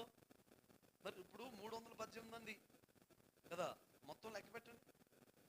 ఇంచుమించు 960 మంది అనుకుందాం. రెల్లు ఏముందిలే. మరి వండేవాళ్ళు, వడ్డించేవాళ్ళు వాళ్ళు ఎంతమంది ఉంటారు కదా. గతి లేకుండా ఎటు వెళ్ళాలి అర్థం కాని పరిస్థితుల్లో రూట్ ఏదో తెలియనప్పుడు ఆకాశం నుండి దేవుడు మాట్లాడు అబ్రహాంతో. రూట్ అలాంటి తనకే గతి లేని పరిస్థితుల్లో అడ్రస్ ఎక్కడో తెలియదు, ఎక్కడికి వెళ్ళాలో తెలియదు, ఎక్కడ గుడారం వేసుకోవాలో తెలియదు, ఎక్కడ ఉండాలో తెలియదు. అలాంటోడు పూటకి 1000 మందికి ఫంక్షన్ చేస్తున్నాడు రోజుకి. ఆయన పిలిస్తే, ఆయన హస్తం చాపితే, ఆయన రమ్మంటే అలా ఉంటుందండి బాబు. హల్లెలూయా. కృంగిపోవద్దు, పిలిచిన వాడు నమ్మదగిన. Praise the Lord. నా విమోచకుడా పేరు పెట్టి పిలచి నన్ను నిర్మించిన స్తోత్రార్హుడా నీకే ఆరాధన, స్తోత్రార్హుడా నీకే ఆరాధన. Praise the Lord. పేరు పెట్టి పిలిచాడు. హల్లెలూయా. ఒక్క 2 మాటలు మీకు చూపించి ముగించేస్తాను, అయిపోయింది. Praise the Lord. మరి ఎంత టైం అయినా ఉంటామండి అన్న వాళ్ళు చేతుల పైకి తల్లు చెప్పండి. మీరు ఉండండి, నేను మధ్యలో భోజనం చేసి వెళ్తాను, ఓకేనా? Praise the Lord. హల్లెలూయా. ఓకే అండి ప్రియులారా, ఒక్క చిన్న మాట చూద్దాం. చూడండి ఒకసారి, ఇతను దేనికి అసలే అంత భక్తిపరుడు అంటే ఒకసారి చూద్దాం. రాజుల మొదటి గ్రంథం 18వ అధ్యాయం 3-4 వాక్యాలు చదవండి. ఆహాబు తన గృహ నిర్వాహకుడకు ఓబద్యాను పిలిపించెను. ఈ ఓబద్య యెహోవా యందు బహు భయభక్తులు గలవాడై యెజబెలు యెహోవా ప్రవక్తలను నిర్మూలం చేయుచుండగా గుహలో 50 మందిగా 100 దాచి అన్నపానములిచ్చి వారిని పోషించెను. Praise the lord. ఎవరో తెలుసండి ఓబద్య? హలో, యెహోవా యందు బహు భయభక్తులు కలిగిన వాడు. ఆ మాట అనండి అందరూ. యెజబెలు నెక్స్ట్ జనరేషన్. అసలు సేవ అనే దాన్ని లేకుండా చేయాలి, దైవజనులు అనే వారిని లేకుండా చేయాలి, దైవజనులు అనేవారు ఉండకూడదు, ప్రార్థించేవారు ఉండకూడదు అండి, అసలు అడ్డుపడేవారు ఉండకూడదు, దైవ జనాంగం యాజకత్వం అనేది ఉండకుండా చేయాలని తన యొక్క భర్తకి ప్రేరేపించి ప్రోత్సాహపరిచి వాళ్ళందరినీ కూడా చంపేస్తా ఉన్నారంట. ఒక మాట చెప్పనా, అప్పుడు శరీరానుసారమైన యెజబెలు అనండి, ఇప్పుడు ఆత్మానుసారమైన యెజబెలు. ఇప్పుడు అది ఆత్మ రూపంలో పనిచేస్తుంది. జరుగుతుంది ఏంటి? క్రైస్తవులు ఉంచకూడదు, దేవుని బిడ్డలు ఉంచకూడదు, యాజకులు ఉంచకూడదు, రోషం కలిగిన ప్రవక్తలు ఉంచకూడదు, మందిరాలు ఉంచకూడదు. మరొక మాట చెప్పనా, ఒబద్య చేసిన పని చిన్న పనా? అసలు ఆయన కోసం చరిత్ర అంటే టైం లేదు, కానీ ఒక ఆదివారం మా చర్చలో చెప్పాను, ఒక 2-3 పేజీలు రాయాలండి ఒబద్య కోసం. ఎజ్రా కాలంలో అవన్నీ చేస్తున్నప్పుడు ఉన్నాడు. చాలా చరిత్ర ఉందండి ఆయన కోసం, ఒబద్య కోసం. ఇప్పుడు ఒబద్య అంటే ప్రవక్త అనుకోకండి, ఒబద్య గ్రంథం ఉంది, అతను కాదండి. ఇతను ఎవరంటే శిష్యుడు, ప్రవక్తల యొక్క శిష్యుడు. Praise the Lord. గట్టిగా చెప్పండి హల్లెలూయా. అర్థమవుతున్నా ప్రియులారా? ఇతను చేసిన పని చిన్న పని. ఒకవేళ ఒబద్య గనక ఇలా దాయకపోతే, సేవకులు దాయకపోతే, వాళ్ళని పోషించకపోతే యాజకత్వం ఉండేదా? సేవ జరిగేదా? యెజబెలు రాజ్యం, ఆహాబు యొక్క రాజ్యం పనిచేసి ప్రజలందరూ కూడా ఆరణ్యానికి వెళ్ళిపోదురు. యాజకత్వం అనేది ఉండదు. ఒకవేళ ఇంకా మీకు అర్థమైన చెప్పాలంటే, యెజబెలు గన ఇక్కడ ఒబద్య గనక ఇలా సేవకులు దాయకపోతే, లేవీలను దాయకపోతే, యూదా గోత్రం వారిని దాయకపోతే, యాజకులందరూ దాయకపోతే యేసుప్రభు వద్దుడా? యేసుప్రభు ఉందినా? ఆ వంశం ఉందినా? అంటే ఎక్కడి నుంచి ఎక్కడికో చూడండి ప్రియులారా. ఒబద్య చేసిన పని చిన్న పని కాదు. అంటే గృహంలో దాచి పోషించాడని చిన్న పని అనుకుంటున్నాడు. అతను చేసినందుకు, అతను యథార్థంగా ఉన్నందుకు తన కుటుంబం పిల్లల్ని అప్పులోళ్ళు తీసుకుపోయే పరిస్థితుల్లో తన కుటుంబాన్ని కూడా ఏం చేశాడు? దేవుడు పోషించాడు. 2 మాటలు చెప్తాను చూడండి ప్రియులారా. ఇక్కడ చేసిన పని సేవకులను పోషించి, సేవకులను దాచిన కారణాన్ని బట్టి ప్రియులారా తన బిడ్డలు దాయబడ్డారు. భర్త చనిపోయిన ఆ టైంలో ఒక దైవజుడిని పంపించి, ఒక ప్రవక్తను పంపించి, ఒక అద్భుతమైన దైవజుడిని పంపించి, నీకేం కావాలి నా దగ్గర నుంచి, ఏం కోరుకుంటున్నావు అని అడిగి ప్రియులారా ఒక్క దెబ్బతో మొత్తం అవసరాలను తీర్చేసాడు. మీరు నాట నుండి నేటి వరకు పరిచర్యకి సహకరించిన వారు కానీ, పరిచర్ని ఆదుకున్న వారు కానీ, పైన నాయకులను ఆదుకున్న వారు కానీ, ఒకవేళ ఈ పరిచర్ను ఆదుకుంటున్న వారు కానీ, వాళ్ళ పరిచర్లు దీవించబడి. నేను చెప్తున్నాను, ఐఎఫ్జీని ఆదుకుంటే, ఐఎఫ్జీలో ఉంటే, ఐఎఫ్జీ బరువులు మోస్తే, ఐఎఫ్జీ కొరకు ప్రయాసపడితే జరిగే కార్యాలు మామూలు కార్యాలు కాదు. సరే 2 మాటలు చెప్తాను వినండి. ఇప్పుడు మనం చేయాల్సిన పని ఏంటి తెలుసా?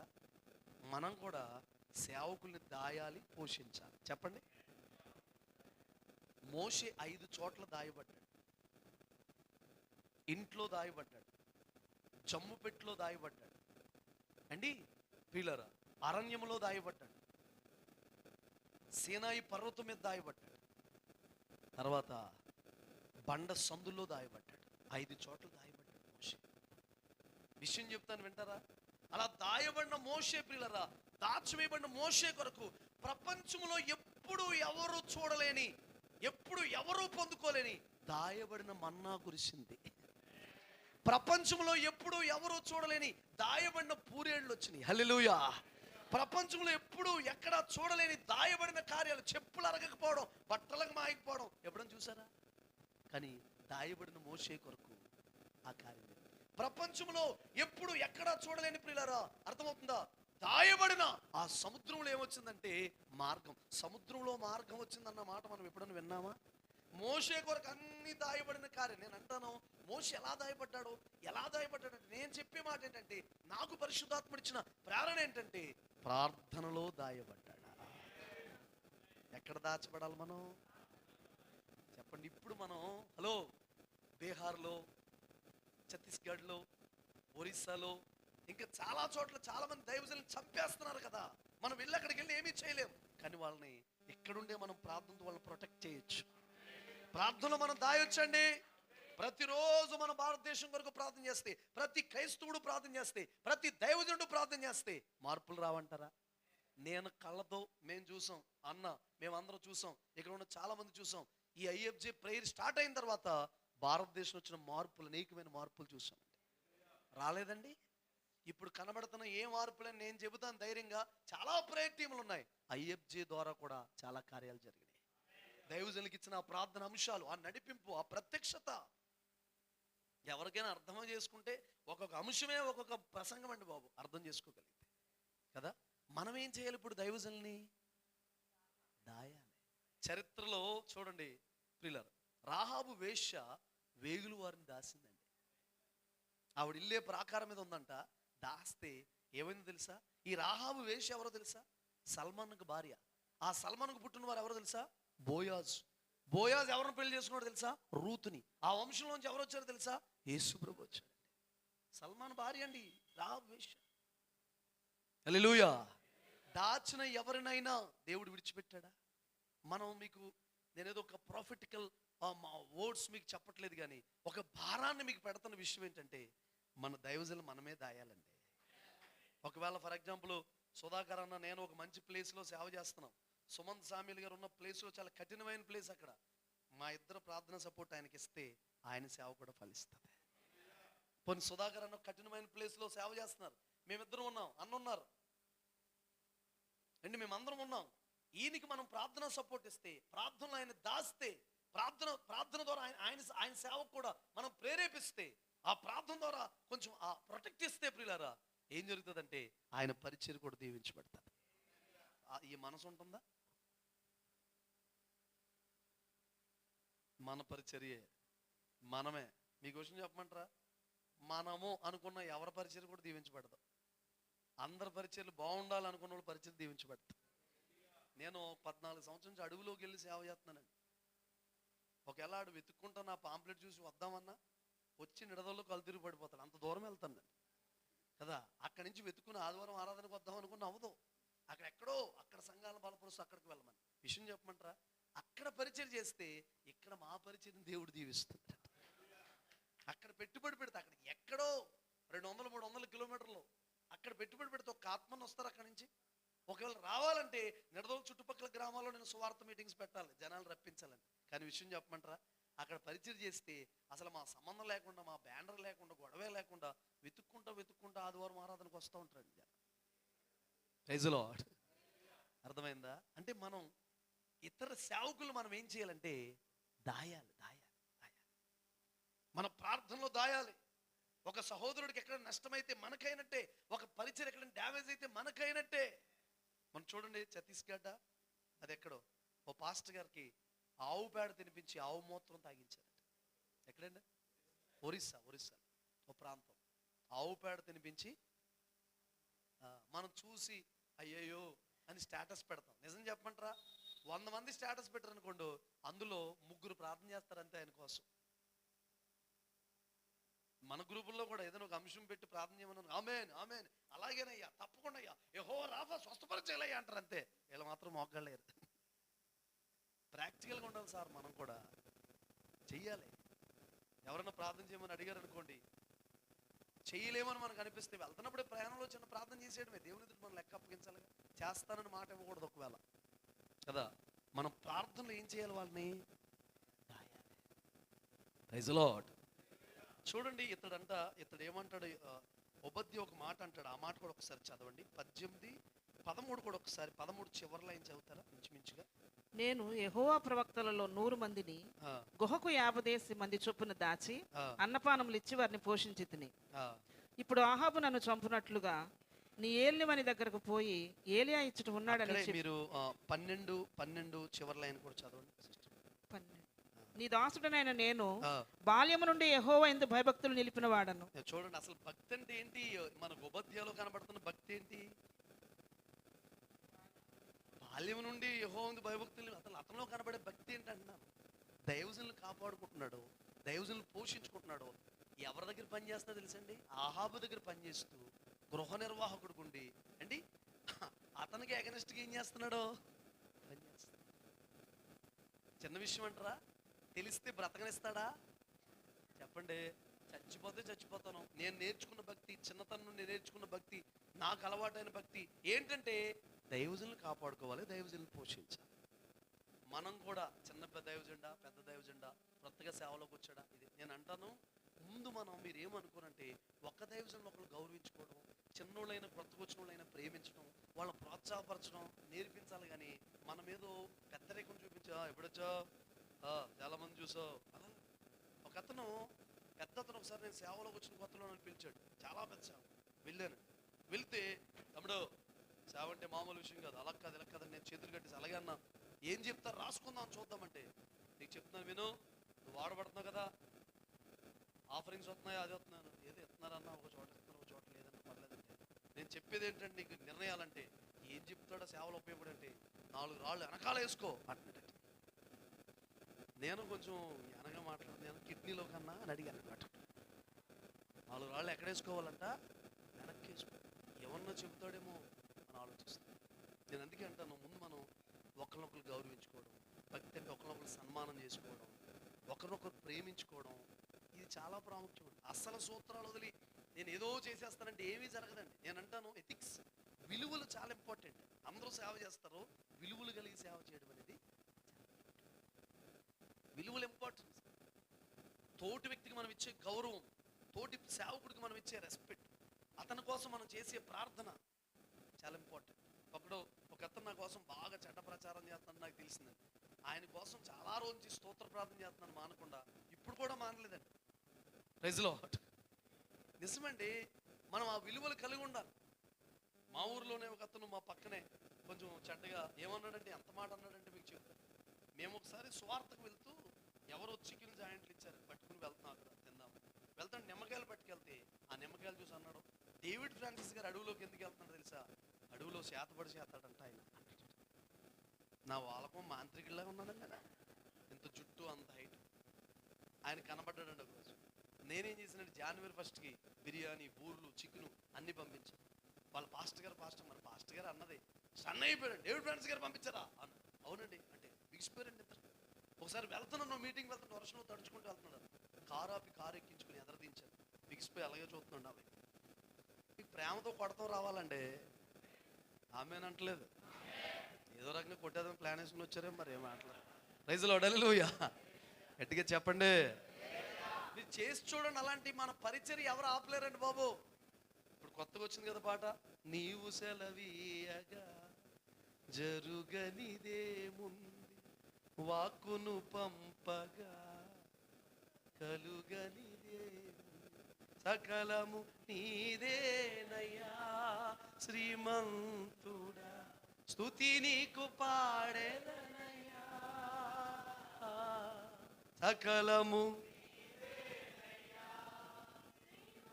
మీరు రెస్ట్ తీసుకోండి, ఏం కాదు. హల్లెలూయా, ప్రైజ్ లార్డ్. అర్థమవుతుంది ప్రియులారా? దేవుడు జరిగిస్తే, దేవుడు నిలబడితే, దేవుడు కార్యం చేస్తే జరగలేని ఏమైనా ఉంటుందా చెప్పండి. రెండోది మీకు అర్థమైంది కదా, ప్రార్థనలో మనం దాయాలి. ఎవరెవరు బైబిల్ గ్రంథంలో దాచారు మనకు తెలుసు కదా. సుసన్న వెస్లీ అంట, జాన్ వెస్లీ తల్లి 16 మంది పిల్లలు అంట, 19 మంది అండి, 4 ఎవరో చనిపోతే 16 మంది ఉంటే ప్రియులారా, వాళ్ళనంట ప్రార్థనలో దాచిందంట. ఎక్కడ దాచిందండి? అసలు ఇంకా చిన్న సంఘం, చిన్న హాస్టల్ లాగా ఉంటుందండి, అంతమంది పిల్లలే. ప్రతి ఒక్క బిడ్డ దగ్గరికి వెళ్ళి కన్నీటితో ప్రార్థన చేసింది. మనం ప్రార్థన పెట్టుబడి పెట్టాలి, ప్రార్థన స్టోరేజెస్ పిల్లలకి ఇవ్వాలి, ఆ నిలువలు ఇవ్వాలి మనం. Praise Lord. అర్థమవుతుందా ప్రియులారా? నేనంటాను ప్రార్థనలో దాయాలి మన పిల్లల్ని.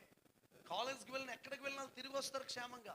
ఏ అపవిత్రత వాళ్ళ మీద అంటుకోదు, ఏ చెడు వాళ్ళ మీదకి రాదు, ఏ లోకము దుష్టుడు కన్ను వాళ్ళ మీద పడదు, మనం సరిగ్గా ప్రార్థన చేసి పంపిస్తే. Praise Lord. సరిగ్గా ఆమె చెప్పట్లేదు కాబట్టి ముగించేస్తాను, వద్దే ఇంకా ముగించేస్తాను. ప్రైజ్ లార్డ్, హల్లెలూయా. చెప్పండి గట్టిగా, హల్లెలూయా. రెండోది ఏం చేయాలి? మనం పోషించాలి, సేవకుల్ని దాయాలి. సేవకుల్ని ఏం చేయాలి? మన ఇంకొక రకంగా కూడా చెప్తాను, మన సంఘ బిడ్డలందరినీ మన ప్రార్థనలో దాసేయాలండి, కప్పేయాలి. అలాగా ఒకళ్ళున్నా ఇద్దరున్నా. ఒకసారి ఒక పాస్టర్ గారు ఆయన దగ్గరికి వెళ్ళాను, ఫోటో చూపించాడు. వీళ్ళు ఎవరో నీకు తెలుసా అని అడిగాడు. తెలుసాను, వాళ్ళు చాలా పెద్ద సేవకులు తెలుసాను. ఏమో తమ్ముడు 30 మంది ఉండేవారు తమ్ముడు, ఇప్పుడు ఆ ఊరు పేరు చెప్తే లక్షల మంది వెళ్ళిపోతున్నారు తమ్ముడు ప్రజలు. ఏమైందో నాకు తెలియట్లేదు తమ్ముడు, 30 మంది ఉండేవారు. ఏమైందన్నా? ఆ 30 మంది కోసం వాళ్ళు నమ్మకంగా పనిచేశారు, అందుకని లక్షల మందిని అప్పగించాడన్న దేవుడు అన్నానండి నేను. హల్లెలూయా కదా. మనకు అప్పగించిన ఆ 30 మంది కోసం, 20 మంది కోసం ప్రొద్దుటే స్తోత్ర ప్రార్థనలు వాళ్ళు దాచి, స్తుతులు చెల్లించి, ప్రొద్దుటే వాళ్ళ కోసం ఆరాధన చేసి, వాళ్ళ కోసం ప్రార్థన చేసి, వేకులు లేసి చేతులపైకి స్తోత్రాలు చెల్లిస్తూ ఉంటే, అనేకులు చేస్తున్న స్తోత్రాల మూలంగా పరిచర్య ఏమవుతాయి? ఉన్న ఆ 4 కోసం మనం స్తోత్రాలు చెప్పాలి. 4 కదా, ఎందుకులే చెప్పడం మానేద్దామంటే. ఒక అతను అలాగే ఎందుకులే కోసం ఉన్నదో, ఒక ముసలిమామ కనపడదంట, ఒక ముసలిమామ వినపడదంట, ఒక ముసలిమామ కాళ్ళు లేదంట, ఒక ముసలిమామ జుట్టే లేదంట, వాళ్ళ 4 విశ్వాసులు అంట. చెప్పేది ఏమో అర్థమవుతుంది. గట్టిగా అరిచేసి మనోడు చెప్తే ఏటా అంటుందంటే ఎదరికొచ్చు. మంచి ఆత్మపూర్ణ అయిపోయి పెద్ద ప్రసంగం ప్రిపేర్ అయిపోయి చెప్తే ఏటా ఎందుకలా గరుపుతావు నెమ్మదిగా చెప్పండి. వాళ్ళ కోసం స్తోత్రాలు చెప్తాం మానేస్తే ఇద్దరు ముసలిమామలు చచ్చిపోయారంట. ఇంకిద్దరు ఉన్నారు. అప్పుడు అర్థమై స్తోత్రాలు చెప్తే కొత్త వాళ్ళు రావడం మొదలుపెట్టారు. మరి అయ్యా మనకు రావడమే బైబిల్ కాలేజ్ నుంచి వచ్చి స్టూడెంట్స్ని ఇవ్వడండి, ఇలాంటి వాళ్ళని ఇస్తాం.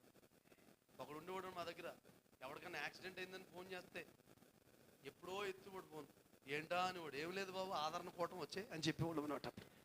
యాక్సిడెంట్ అయినప్పుడు ఫోన్ చేస్తే ఆదరణ కూటానికి ఎత్తుబడి మనోడు. ఏంటది ఫోన్, ఈ లోపు మనోడికి అయిపోయింది. చాలా రకరకాలు ఉంటారు. ఒకడు రేకు షెడ్డు, మరే పరిచర్య అంటే చేస్తేనే చెబితేనే చేసేది కదా, చెప్పకుండా కూడా చేయాలంటే. ఒకరోజు మేము వెళ్ళినప్పటికీ చూపట్టుకుని మా చర్చ ఎక్కేసాడండి. రేకు షెడ్ ఎక్కేసి షెడ్ మొత్తం కడిగేస్తున్నాడు. ఎవడన్నా రేకులు కడుగుతాడండి బుర్రనోడు? అదేంట్రని అడిగితే చెప్తేనే కాదు చెప్పకపోనే చేయమన్నాడు కదా పరిచర్య, అందుకే పైకి ఎక్కి కడిగేస్తున్నాను మొత్తం అంటే. హల్లెలూయా. ఒకసారి వంటగది శుభ్రం చేయరని అడిగితే మొత్తం శుభ్రం చేసాడు. ఆ వంటగదిలో డబ్బాలో ఉన్న కందిపప్పు, నూనె, చాలా పేద స్థితి అప్పుడు, సేవలు కొత్తగా వచ్చింది, అన్నీ వంపేసి డబ్బాలు కడిగేసి బోరలు పెట్టి ఉంచాడు వచ్చి. మరి ఏమనుకుంటారు, అద్భుతమైన పరిచారకులు ఉండేవారండి మా దగ్గర. హల్లెలూయా కదా. అందరూ క్వాలిటీకి వెళ్ళిన వాళ్ళు ఉండరు. వాళ్ళని మలుచుకుని జాగ్రత్తగా నడిపించి ముందు కొనసాగించడమే గొప్పతనం. రకరకాల కేసులను అప్పగిస్తాడు దేవుడు మనకి కదా. దాయాలి, మన సంఘాన్ని ప్రార్థనలో దాయాలి, కన్నిట్లో దాయాలి, ఉపవాసాల్లో దాయాలి, జాగారాల్లో దాయాలి, వాళ్ళ దాచేయాలి ప్రియులారా. మోషే అంటాడు కదా, 40 లక్షల మంది ప్రజల మీదకి వస్తున్న ఉగ్రత అంట మోషే ఒక్కడే అనుభవిస్తున్నాడు అంటండి. అడ్డుపడిపోయాడంట. 40 లక్షల మీదకి రావాల్సిన ఉగ్రత మోషే ఒక్కడో. ఒక్క మాట చెప్పమంటారా, చాలా ఖరీదైన మాట, మీరు మనసులో పెట్టుకుంటే చాలా ఖరీదైన మాట. మోషే ఎంత పవర్ఫుల్ చెప్పమా. మీ అందరికీ కూడా అలాంటి కృప ఈ పూట వచ్చేనుగాక, దేవుడు అనుగ్రహించునుగాక. 40 లక్షల మంది విశ్వాసం ఒక్కటే, మోషే ఒక్కడ విశ్వాసం ఒక్కటే. సమాధి లేవా మాకు ఐగుప్తులో, చంపేయడానికి తీసుకొచ్చావా, ఎందుకు తీసుకొచ్చావు? అందరూ 40 లక్షల మంది పిల్లరా మోషే మీద మాట్లాడుతూ, 40 లక్షల మంది మాట్లాడితే మనం ఏమనుకుంటాం, నిజమే తొందరపడి తీసుకొచ్చి వెళ్ళిపోతున్నాడు. ఒక 3 రివర్స్ అయ్యే వాళ్ళు ఉంటేనే మనం సేవ చేయలేము చర్చిలో కదా. ఒక దైవజన్ చెప్పాడు అద్భుతమైన విషయం అంట. మన సంఘంలో స్క్రూ డ్రైవర్ లాంటి వాళ్ళు ఉంటారంట. అదో వస్తువు అనమాట. ఎప్పుడడు బోల్డ్లు బిగించేస్తుంటాడంట లోతుకి. అలాగా స్క్రూ సంఘంలో ఉంటే సెంటరింగ్ లాంటి వాళ్ళు ఉంటారంట. అంటే స్లాబ్ నిలబడడానికి సెంటరింగ్ అవసరం. స్లాబ్ నిలబడిపోయింది, సెంటరింగ్ ఏం చేస్తారు చూడండి. మన పరిచయలో కొంతమంది పరిచయం నిలబడడానికి ముందున్న వాళ్ళు ఉంటారు, తర్వాత వాళ్ళు కనపడరు. కొంతమంది అంటే సంఘంలో రద్దు లాంటి వాళ్ళు ఉంటారంట. గోళ్ళ కట్టడానికి ముక్కలను కొట్టేసి రద్దు ఉంటుంది కదండి, ఆ రద్దులు రద్దు ఏం చేస్తాం మరలా తీసుకెళ్ళి అడేస్తాం. అలా రోడ్డు అంటే వెళ్తున్నప్పుడు మనకు అనిపిస్తుంట ఇది మన రద్దే అంటే ఎక్కడన్నా కనపడుతుంటారు మన విశ్వాసులు, రే మన రద్దేరు ఇది అని అనిపిస్తుందంట. దైవజనుడు చెప్పాడండి మాట. ఇలాంటి వాళ్ళందరినీ పెడతాడంట. లెక్కలు అడిగి కూడా ఉంటాడంట. రూపాయి ఎవడు కానీ లెక్కలు అడుగుతాడంట. మన యూత్ మీటింగ్కి ఎంత అయింది, ఈయన డబ్బులు ఖర్చు పెట్టాలా, భోజనాలు బాగున్నాయా, టెంట్లు అంత పెద్ద వేయించాలా, సౌండ్ సిస్టమ్ అవసరమా అంటాడు. వీడికి అవసరం అసలే కానీ అడుగుతాడు. Praise the Lord. అర్థమైందా ప్రియులారా? అలాంటి వాళ్ళందరినీ పెడతాడంట మనం సరి చేయడానికి. ఇంకెంత మనం నలగాలో, ఎంత ముందుకు వెళ్ళాలో. నేనంటాను యేసు నామములో మీ అందరూ కూడా సంఘ బిడ్డలని దాచేవారుగా, కాపాడేవారుగా. జమ్ము పెట్టంటే సంఘం ప్రియులారా. కీలంటే యేసు రక్తం, కీలంటే యేసు రక్తం. నైల్ నది అంటే లోకం. ఆ నైల్ నది యొక్క నీళ్లు లోపలికి రాకుండా ఏం చేశాడు తెలుసా, కీలు పూసేశాడు. ప్రొద్దుడు లెగిసి మన సంఘ బిడ్డలందరికీ కూడా యేసు రక్తాన్ని ప్రోక్షించేయాలి. వాళ్ళ మీద, వాళ్ళ కుటుంబాల మీద యేసు రక్తాన్ని ప్రోక్షించేయాలి. మన చిన్న బిడ్డల మీద యేసు రక్తాన్ని ప్రోక్షించేయాలి అండి. మన యవనస్తుల మీద యేసు రక్తాన్ని ప్రోక్షించేయాలి. నడిప్రాయం కలిగిన వారి మీద యేసు రక్తాన్ని ప్రోక్షించేయాలి. కీలు పూసేయాలి. ఒక మాట చెప్పన, మోషే వాళ్ళ అమ్మగారు మోషేని దాస్తే మిరియాము మోషేని కాపాడుకుంది. Praise the lord. వాళ్ళ అమ్మగారేమో దాచారు, ఈమెమో కాపాడుకుంటూ వెళ్తుందండి ఆ పెట్టి వెనకాల. ఏమైపోతాడో. రెండోది ఏంటంటే, మనం దైవజనులను ఏం చేయాలి, పోషించాలి. ఇతర దైవజనులు కూడా మనం ఏం చేయాలి, మీరు ఇతరులకి వాక్యం అనే ఆహారం పెట్టి బలపరిచే దైవజనులుగా మీరు అందరూ మార్చబడుదురుగాక. ఆమేన్ చెప్పండి. అంత ఆహారం దేవుడు మీకు ఇస్తాడండి. ఆ మాట చెప్తాను, వింటారా? చాలా విలువైన మాట. జైల్లో ఉండి చెప్పకూడదు తినాల్సినోడు యోసేపు. ఎవడ చెప్పట్టుకుని వచ్చినా నింపేస్తున్నాడు. ఐగుప్తుకి కదండి, ప్రపంచానికి ఆహారం పెట్టేలా చేశాడండి బాబు. చెప్పకూడదు తినాలే జైల్లో ఉండి. ఏదో ఖైదీ నెంబర్ ఏదో నెంబర్ వేసుకుని 786 ఏదో వేసుకుని మొత్తం మీద అలాగా అందరితో పాటు ఉండాలి కదా. చూడండి, పానదాయకుల అధిపతికి చెప్పాడు, నీకు ఈ పరిస్థితి వచ్చినప్పుడు నన్ను జ్ఞాపకం చేసుకో. ఒకవేళ పానదాయకుల అధిపతి జ్ఞాపకం చేసుకున్నాడు అనుకోండి, ఈ యోసేపు కూడా పానదాయకుల అధిపతి అవుతాడు. కొన్నిసార్లు అందుకే ఎమ్మెల్యే గారు సిమెంట్ బస్తాలు ఇస్తానంటారు, ఎంపీ గారు మీకు ఓసిస్తానంటారు, వాళ్ళు మర్చిపోయేటట్టుగా చేస్తాడు దేవుడు. ఎప్పుడు ఇస్తానని అంటాడు, దేవుడే మర్చిపోయేటట్టుగా చేస్తాడు. ఎందుకో తెలుసా? మనం అసలు ఎంపీ వైపు చూడడానికి, అసలు రాజ్యాన్ని పరిపాలించే దేవుడి వైపు చూడడానికి. మీరు ఎప్పుడన్నా గమనించండి, మనుషుల వైపు చూస్తూ ఎవరో ఏదో ఇస్తారో ఏదో తెస్తారనుకునే పరిచయలు ముందుకు వెళ్ళవండి. మీటింగ్లు పెడదాం అనుకున్నానండి, ఎవరో 10,000 ఇస్తానన్నారండి అంటాడు, ఇవ్వడో మనోడు కావాలని ఆపేస్తాడు. నేను ఒకసారి ఒక చిన్న వ్యాపారం చేస్తుంటే ఒకడు 10,000 అప్పిస్తానని వాడు నాకు, ఆడి దగ్గరికి వెళ్ళి వాడు తీసుకెళ్ళేవాడు నన్ను. ఆడు కూడా వెళ్ళంటే ఓ పాడుపడిపోయిన బిల్డింగ్లు ఉండేవాడు, కాళ్ళ మీద కాలేసి కూర్చుని ఉండేవాడు, సిగరెట్ పొగ ఊపుతూ ఉండేవాడు. 10,000 అప్పు కోసం నన్ను ఇద్దరు తీసుకెళ్ళేవాడు దగ్గరికి. సినిమా షూటింగ్ తీస్తున్నారా ఏంటరా బాబు అనుకునేవాడు. ఆడెంతకి ఏంటనుకున్నారు, లేవు అని చెప్పేవాడు. అక్కడికి వెళ్ళిన తర్వాత లేవని చెప్తే ఇంత బిల్డప్, పొగ ఊపుతాం, ఒక ఇద్దరు తీసుకెళ్తాం. ఇంతకీ ఏం చేసి అనుకున్నారు, ట్రైన్లో కాజాలు అమ్మేవాడు. ఆడు హ్యాండిక్యాప్టెడ్, వీడికి ఇంత గొడవ. 3 సార్లు వెళ్ళాను, ప్రార్థన చేశాను. ఇప్పుడు కదండి సేవలోకి రాకు వెళ్తే ప్రార్థన చేసి, ప్రభు ఏంటైనా గొడవ, అసలు దీన్ని ఎవడెళ్ళమన్నాడు అసలు ఆయన దగ్గరికి. కిటికీలు లేవేమి లేవు, పొగ వచ్చేసేదండి అందులోంచి. ఆడికి అంత అడావిడి. మనుషులు మనం మర్చిపోయేటట్టుగా చేస్తాను. నేను అంటాను, దేవుని మీద తప్ప మన విశ్వాసం ఇంకెవరి మీద ఉండకూడదు. హల్లెలూయా, గట్టిగా చెప్పండి హల్లెలూయా. చూడండి, ఆదికాండం 49 20 చదవండి, తర్వాత 42:6 చదవండి. 49:20.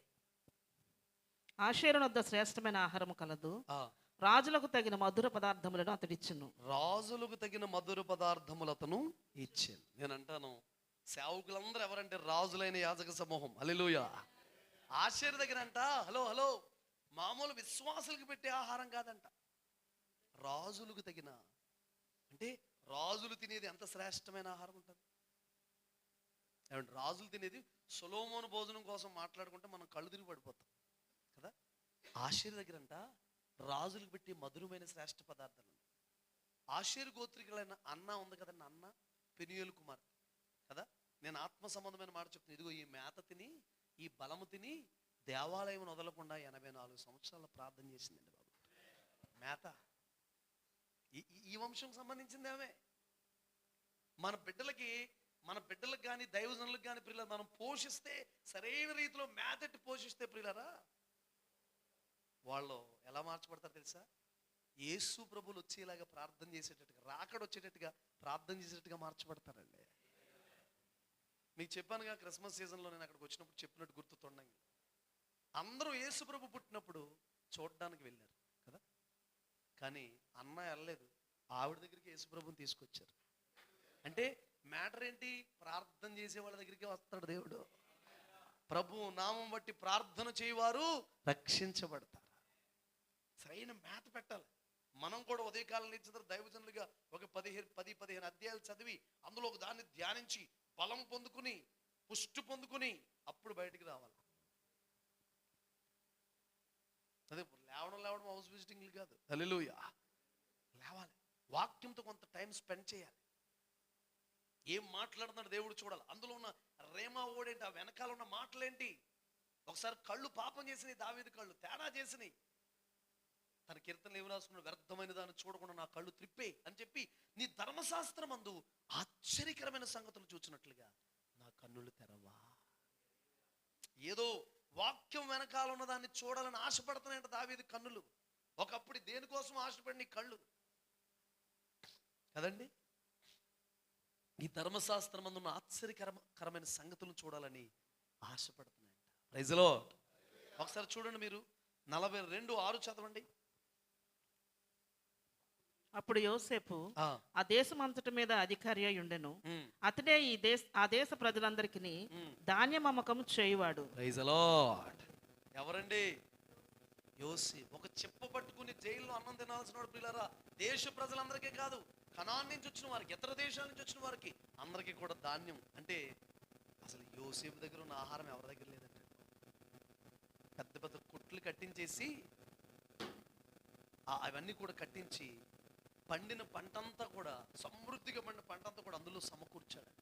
మీకు ఒక మాట చెప్పనా, బాగా పంట పండుతున్న రోజులేవి, విరివిగా వాక్యం దొరుకుతున్న రోజులేవి కదా. మన హృదయంలో గదులు గదులు కట్టుకుని ప్రియులరా చక్కగా హృదయం అనే ఈ గానుగులు అంటారు, ఏమంటారు వాటిని, వాటిలో ధాన్యాన్ని మనం ఏం చేయాలి? వాక్యాన్ని పోగు చేసుకోవాలి. ఆమోసు చెప్పాడు, ఒక పశువులు కాపరి దేశం ఈ మూలం నుండి, సముద్రం ఈ మూలం నుండి ఆ మూలం వరకు వెతికినా కూడా ఏం దొరకదంట? ఆహారం దొరకని కాలం వస్తుందంట. Praise Lord. గట్టిగా చెప్పండి హల్లెలూయా. ఒబద్యా చేసిన పని ఏంటో తెలుసా? పోషించాడు, దాచాడు, పోషించాడు. మనం ప్రార్థనలో దాయాలి మన సంఘాలని. ఒబద్యా పాస్టర్ గారు కాదండి, ప్రవక్తల శిష్యుడు. ప్రార్థనలో దాయాలి, వాక్యముతో ఏం చేయాలంటే పెంచాలి, పోషించాలి. నేను అంటాను, 150 సంఘాలు మన చుట్టూ పెట్టిన మనం సరైన మేత పెడితే వెళ్ళగలుగుతారు. ఎక్కడికైనా వెళ్తారా? సరైన అలవాటు అయిపోవాలి ఆ భోజనానికి. వేడి వేడి వేడి వేడి ఆహారం. నేనేమంటానంటే, ఒక చిన్న విషయం, యూట్యూబ్లో ఒక ముక్క, అక్కడ ఒక ముక్క, ఇక్కడ ఒక ముక్క కాకుండా మోకరించి మనం దేవుడు చెప్పిన 2 మాటలే, జీవం కలిగిన మాటల సంఘానికి చెప్పామంటే సంఘం అలా వృద్ధి చెందుతుంది. మీరు చూడండి, ఎక్కడైనా ఆదిమ సంఘం అంత వృద్ధి చెందడం గల కారణం ఏంటి? వాళ్ళ అపోస్తుల బోధ యందు, సహవాసమందు, రొట్టె విరుచుట యందు, ప్రార్థన యందు, వాక్యం బాగా చదివేవారు. పేతురు డైరెక్ట్గా చెప్పాడు, మేము పరిచర్య చేయము, ప్రార్థన చేస్తాం, వాక్యం చదువుతాం, ఈ పని చేయడం మానేసి మేము పరిచర్య చేయము అంటారు. నేను ఏమంటానంటే, రోజుకి దైవజనులు అయితే మనం ఒక 30 అధ్యాయాలనే చదవాలంట. ఎన్ని అధ్యాయాలు? ఎంత సీరియస్గా చూస్తున్నారు నా వైపు?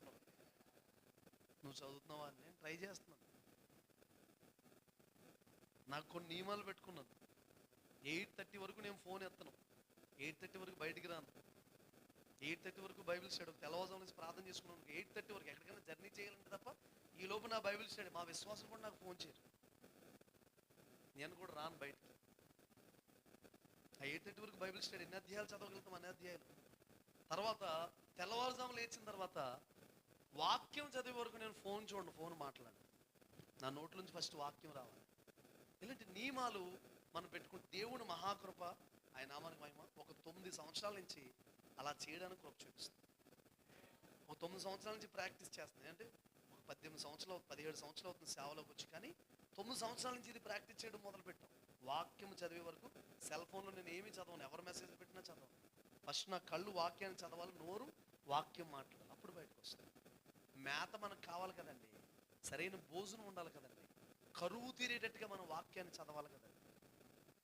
నిజం చెప్పండి, తొలిటి దినాల కంటే, సేవలోకి వచ్చిన ఫస్ట్ దినాల కంటే, ఫస్ట్లో మనం రాత్రంతా ప్రార్థన చేసినట్టు, ఫస్ట్లో ఆరాధన చేసినట్టు, ఫస్ట్లో బైబిల్ చదివినట్టు, ఫస్ట్లో బైబిల్తో కూర్చున్నామా? ఇంకొక మాట చెప్పనా, ఫస్ట్లో విన్నట్టు కూడా మనం వింటలేదు.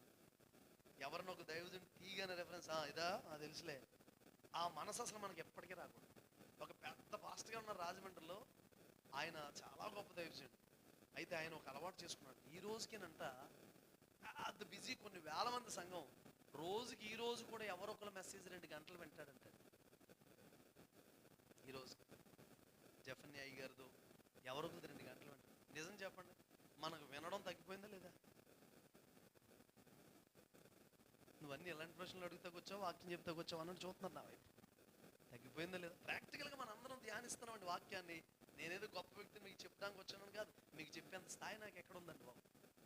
ఊరికే మనం ప్రాక్టికల్గా వాక్యాన్ని ధ్యానిస్తాం. తొలిటి నాటి దినాల్లో ఉన్న ప్రార్థన, సంఘం కొరకు, మన కొరకు మనం చేసుకున్న ప్రార్థన మనకుందా?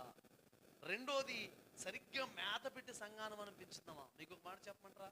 50 సంవత్సరాల నుంచి సేవలో ఉన్న దైవజనులు కూడా ఒక్కొక్కసారి ఒక్కొక్క ఆదివారం ప్రసంగం ఫెయిల్ అయిపోతాడు. 50 సంవత్సరాల నుంచి దేవుని సేవలో ఉన్న దైవజనులు కూడా ప్రసంగం ఏమైపోద్ది? ఏలియా అన్ని 850 మందిని నరికేసిన తర్వాత మబ్బు పట్టేసింది, భయంకరంగా ఉంది వాతావరణం. ఈ ప్రచండమైన వర్షంలో ఈ వాళ్ళందరూ నరికేసి ప్రియులారా, ఆ వర్షం కొరకు కనిపెడుతున్న టైంలో అంటే భయంకరంగా మారిపోయింది పరిస్థితి అంతా. ఆ టైంలో కూడా ఇంత గలిబిల్లో కూడా అంతమందిని చంపేసిన తర్వాత కూడా 2 కాళ్ళ మధ్యలో తలకాయ పెట్టుకుని అలా ప్రార్థన చేస్తూ ఆ టైంలో కూడా దేవుని స్వరం వింటున్నాడంటండి. గలిబిల్లో గందరగోళంలో కూడా దైవజనుడు ట్యూనింగ్ ఎక్కడ ఉండాలి? విని ప్రజలకు చెప్పగలగాలి. ఫిలిస్తీన్లు తరుముతున్నాడు, ఫిలిస్తీన్లు చంపడానికి వెళ్తున్నాడు దావీదు. ఇజ్రాయెల్ మీద పట్టాభిషేకం ఉందాడని చెప్పి ఫిలిస్తీన్లకు వర్తమానం వెళ్ళిందంట. వెళితే వాళ్ళందరూ కట్టకట్టుకుని దావీదు మీదకి వచ్చారు. ఎందుకంటే ఫిలిస్తీన్ల దగ్గర అసూయ ఉంటుందండి, అసూయ. వచ్చేస్తే వెళ్ళనా వాళ్ళని తరమడానికి అని అడిగాడు. దేవుడు ఏమన్నాడు? రెండోసారి ఏమన్నాడు తెలుసా? వెళ్ళొద్దు, కంబల చెట్లు ఆకులు కొనలు శబ్దం వినబడద్దే, అది వినబడినప్పుడు యెహోవా నీకు ముందు నడుస్తాడు అని చెప్పాడు. ఇప్పుడు కంబల చెట్లు ఆకంటే, కంబల చెట్టు అంటే పట్టు పురుగు తినే చెట్టు అనమాట. పట్టు పురుగు గొంగళ పురుగులాగా ఏ పసర పడితే ఆ పసర తినేది. పట్టు పురుగులు అది కొరికినప్పుడు సాలి పురుగుకి ఎలా అయితే వెనకాల నుంచి వస్తుందో అలాగా పట్టు పురుగు కూడా దారంలో వస్తుంది, దాంతో పట్టు తయారవుతుంది కదా. అవి తినాలంటే చాలా సున్నితంగా ఉంటుందంట తన నోరు. ఆ ఆకులు బాగా లేతగా ఉండాలంట, అప్పుడే కొరుకుతుందంట. ఇప్పుడు ఆ లేతాకులు శబ్దం కంబల చెట్లు కొనలన అవి ఊగుతూ ఉంటే గాలి పంపిస్తాడంట దేవుడు. అవి ఊగుతూ ఉంటే లేతాకులు శబ్దం వస్తాయి, ఎండిపోయిన ఆకులు శబ్దం వస్తాయా? ఆ లేతాకులు శబ్దం వినాలంట దావీదు. అవతల కూడా కత్తి పట్టుకుని వచ్చేస్తున్నాడు. ఈ శబ్దం వినబడపోతే మనం అనుకున్నట్టు చిన్న విషయాలు కాదండి ఇవి. అంటే దావీదు యొక్క చెవులు దేవునికి ఎంత చూనైపోయి ఉండాలి.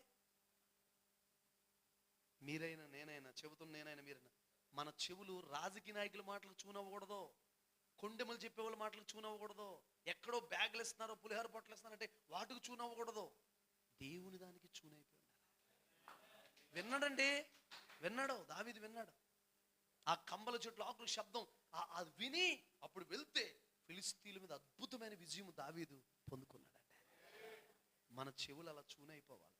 అలా వింటేనే మనం సేవకులను పోషించగలుగుతాం, తోటి సేవకులను ఒకరికొకరు మాటలు చెప్పుకుని బలపరచుకోగలుగుతాం, మన సంఘాన్ని కూడా పోషించుకోగలుగుతాం. ఆహారం కావాలి కదండి. అన్న చెప్పారు ఒకసారి, నాకు ఆ మాట చాలా కదిలించింది హృదయాన్ని.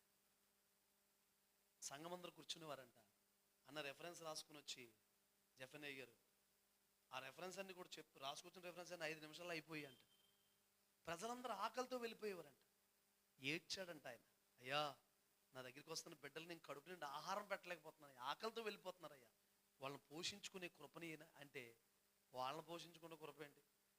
దైవజనులకు ప్రపంచాన్నే పోషించి అంత కృప ఇచ్చేసాడు కదా. ప్రపంచాలు ఎదురు చూస్తున్నాయి, దేశాలు ఎదురు చూస్తున్నాయి అయ్యగారి వాక్యం కొరకు కదా. నేను అంటాను ప్రియులారా, నేనేదో మీకు చెప్పడానికి, నేనేదో గొప్ప వ్యక్తినని కాదు, మనందరం కూర్చుని మాట్లాడు. మీకంటే నేను అన్ని విషయాలు కూడా చాలా చిన్నోడిని ప్రియులారా, అన్ని విషయాలు. కానీ దేవుడి మాటలు మన ముందు పెడుతున్నాడు. 2 మాట్లాడగండి. నేను నా సంఘాన్ని దాయాలయ్యా, ఇతర సేవకులు నేను దాయాలయ్యా. చాలా మంది చచ్చిపోతున్నారయ్యా, మావోయిస్టుల చేతిలో, మతోన్మాదుల చేతిలో చనిపోతున్నారు, వాళ్ళు నేనే దాయాలయ్యా. ఒక్క దైవజనుడి కోసం నువ్వు రెగ్యులర్గా ప్రేయర్ చేస్తే కాపాడబడ్డా చెప్పండి. ఇంకొకటి, మనం దైవజనుని పోషించాలి. పోషించడం అంటే ఇంకొక మాట కూడా చెప్తున్నాను. ఎవరైనా ఆపదలు ఉన్న దైవజనులకి, కష్టాల్లో ఉన్న దైవజనులకి మనం మంచి స్థితిలోకి వస్తే ఎంతో గొప్ప మనం వాళ్ళకి సహాయం చేస్తే నష్టమేముందని చెప్పండి? నష్టమేముందండి? నేను చేసి చెప్తాను, మీరు ఎంకరేజ్ అవుతారేమో. నేను నాకు వచ్చే దాంట్లో ఇవ్వాల్సింది నా ఆత్మీయ నాయకులకు నేను ఇచ్చి మంచిగానే దశంభాగం కంటే ఎక్కువే దాన్ని ఇచ్చి ఇంకొక పర్సంటేజ్ తీస్తానండి. ఆ పర్సంటేజ్ ఎవరైతే సేవ చేస్తున్నారు అంటే మిషనరీకి పంపించాల్సిన మిషనరీకి పంపిస్తూ ఉంటాం.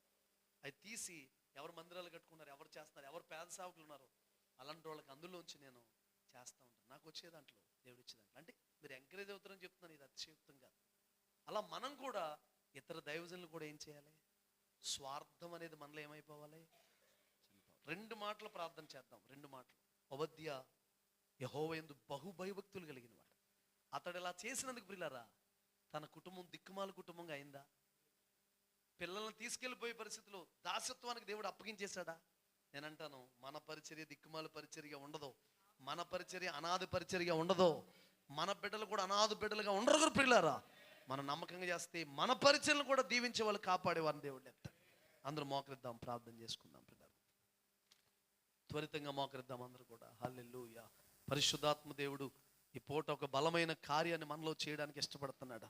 ఒక్కసారి చెప్పబడిన మాటలన్నిటిని బట్టి 2 చేతులు పైకెత్తి బిగ్గరగా దేవునికి స్తోత్రాలు చెల్లిద్దాం. బిగ్గరగా దేవునికి చెప్పబడిన మాటలు బట్టి స్తోత్రాలు చెల్లిద్దాం. బిగ్గరగా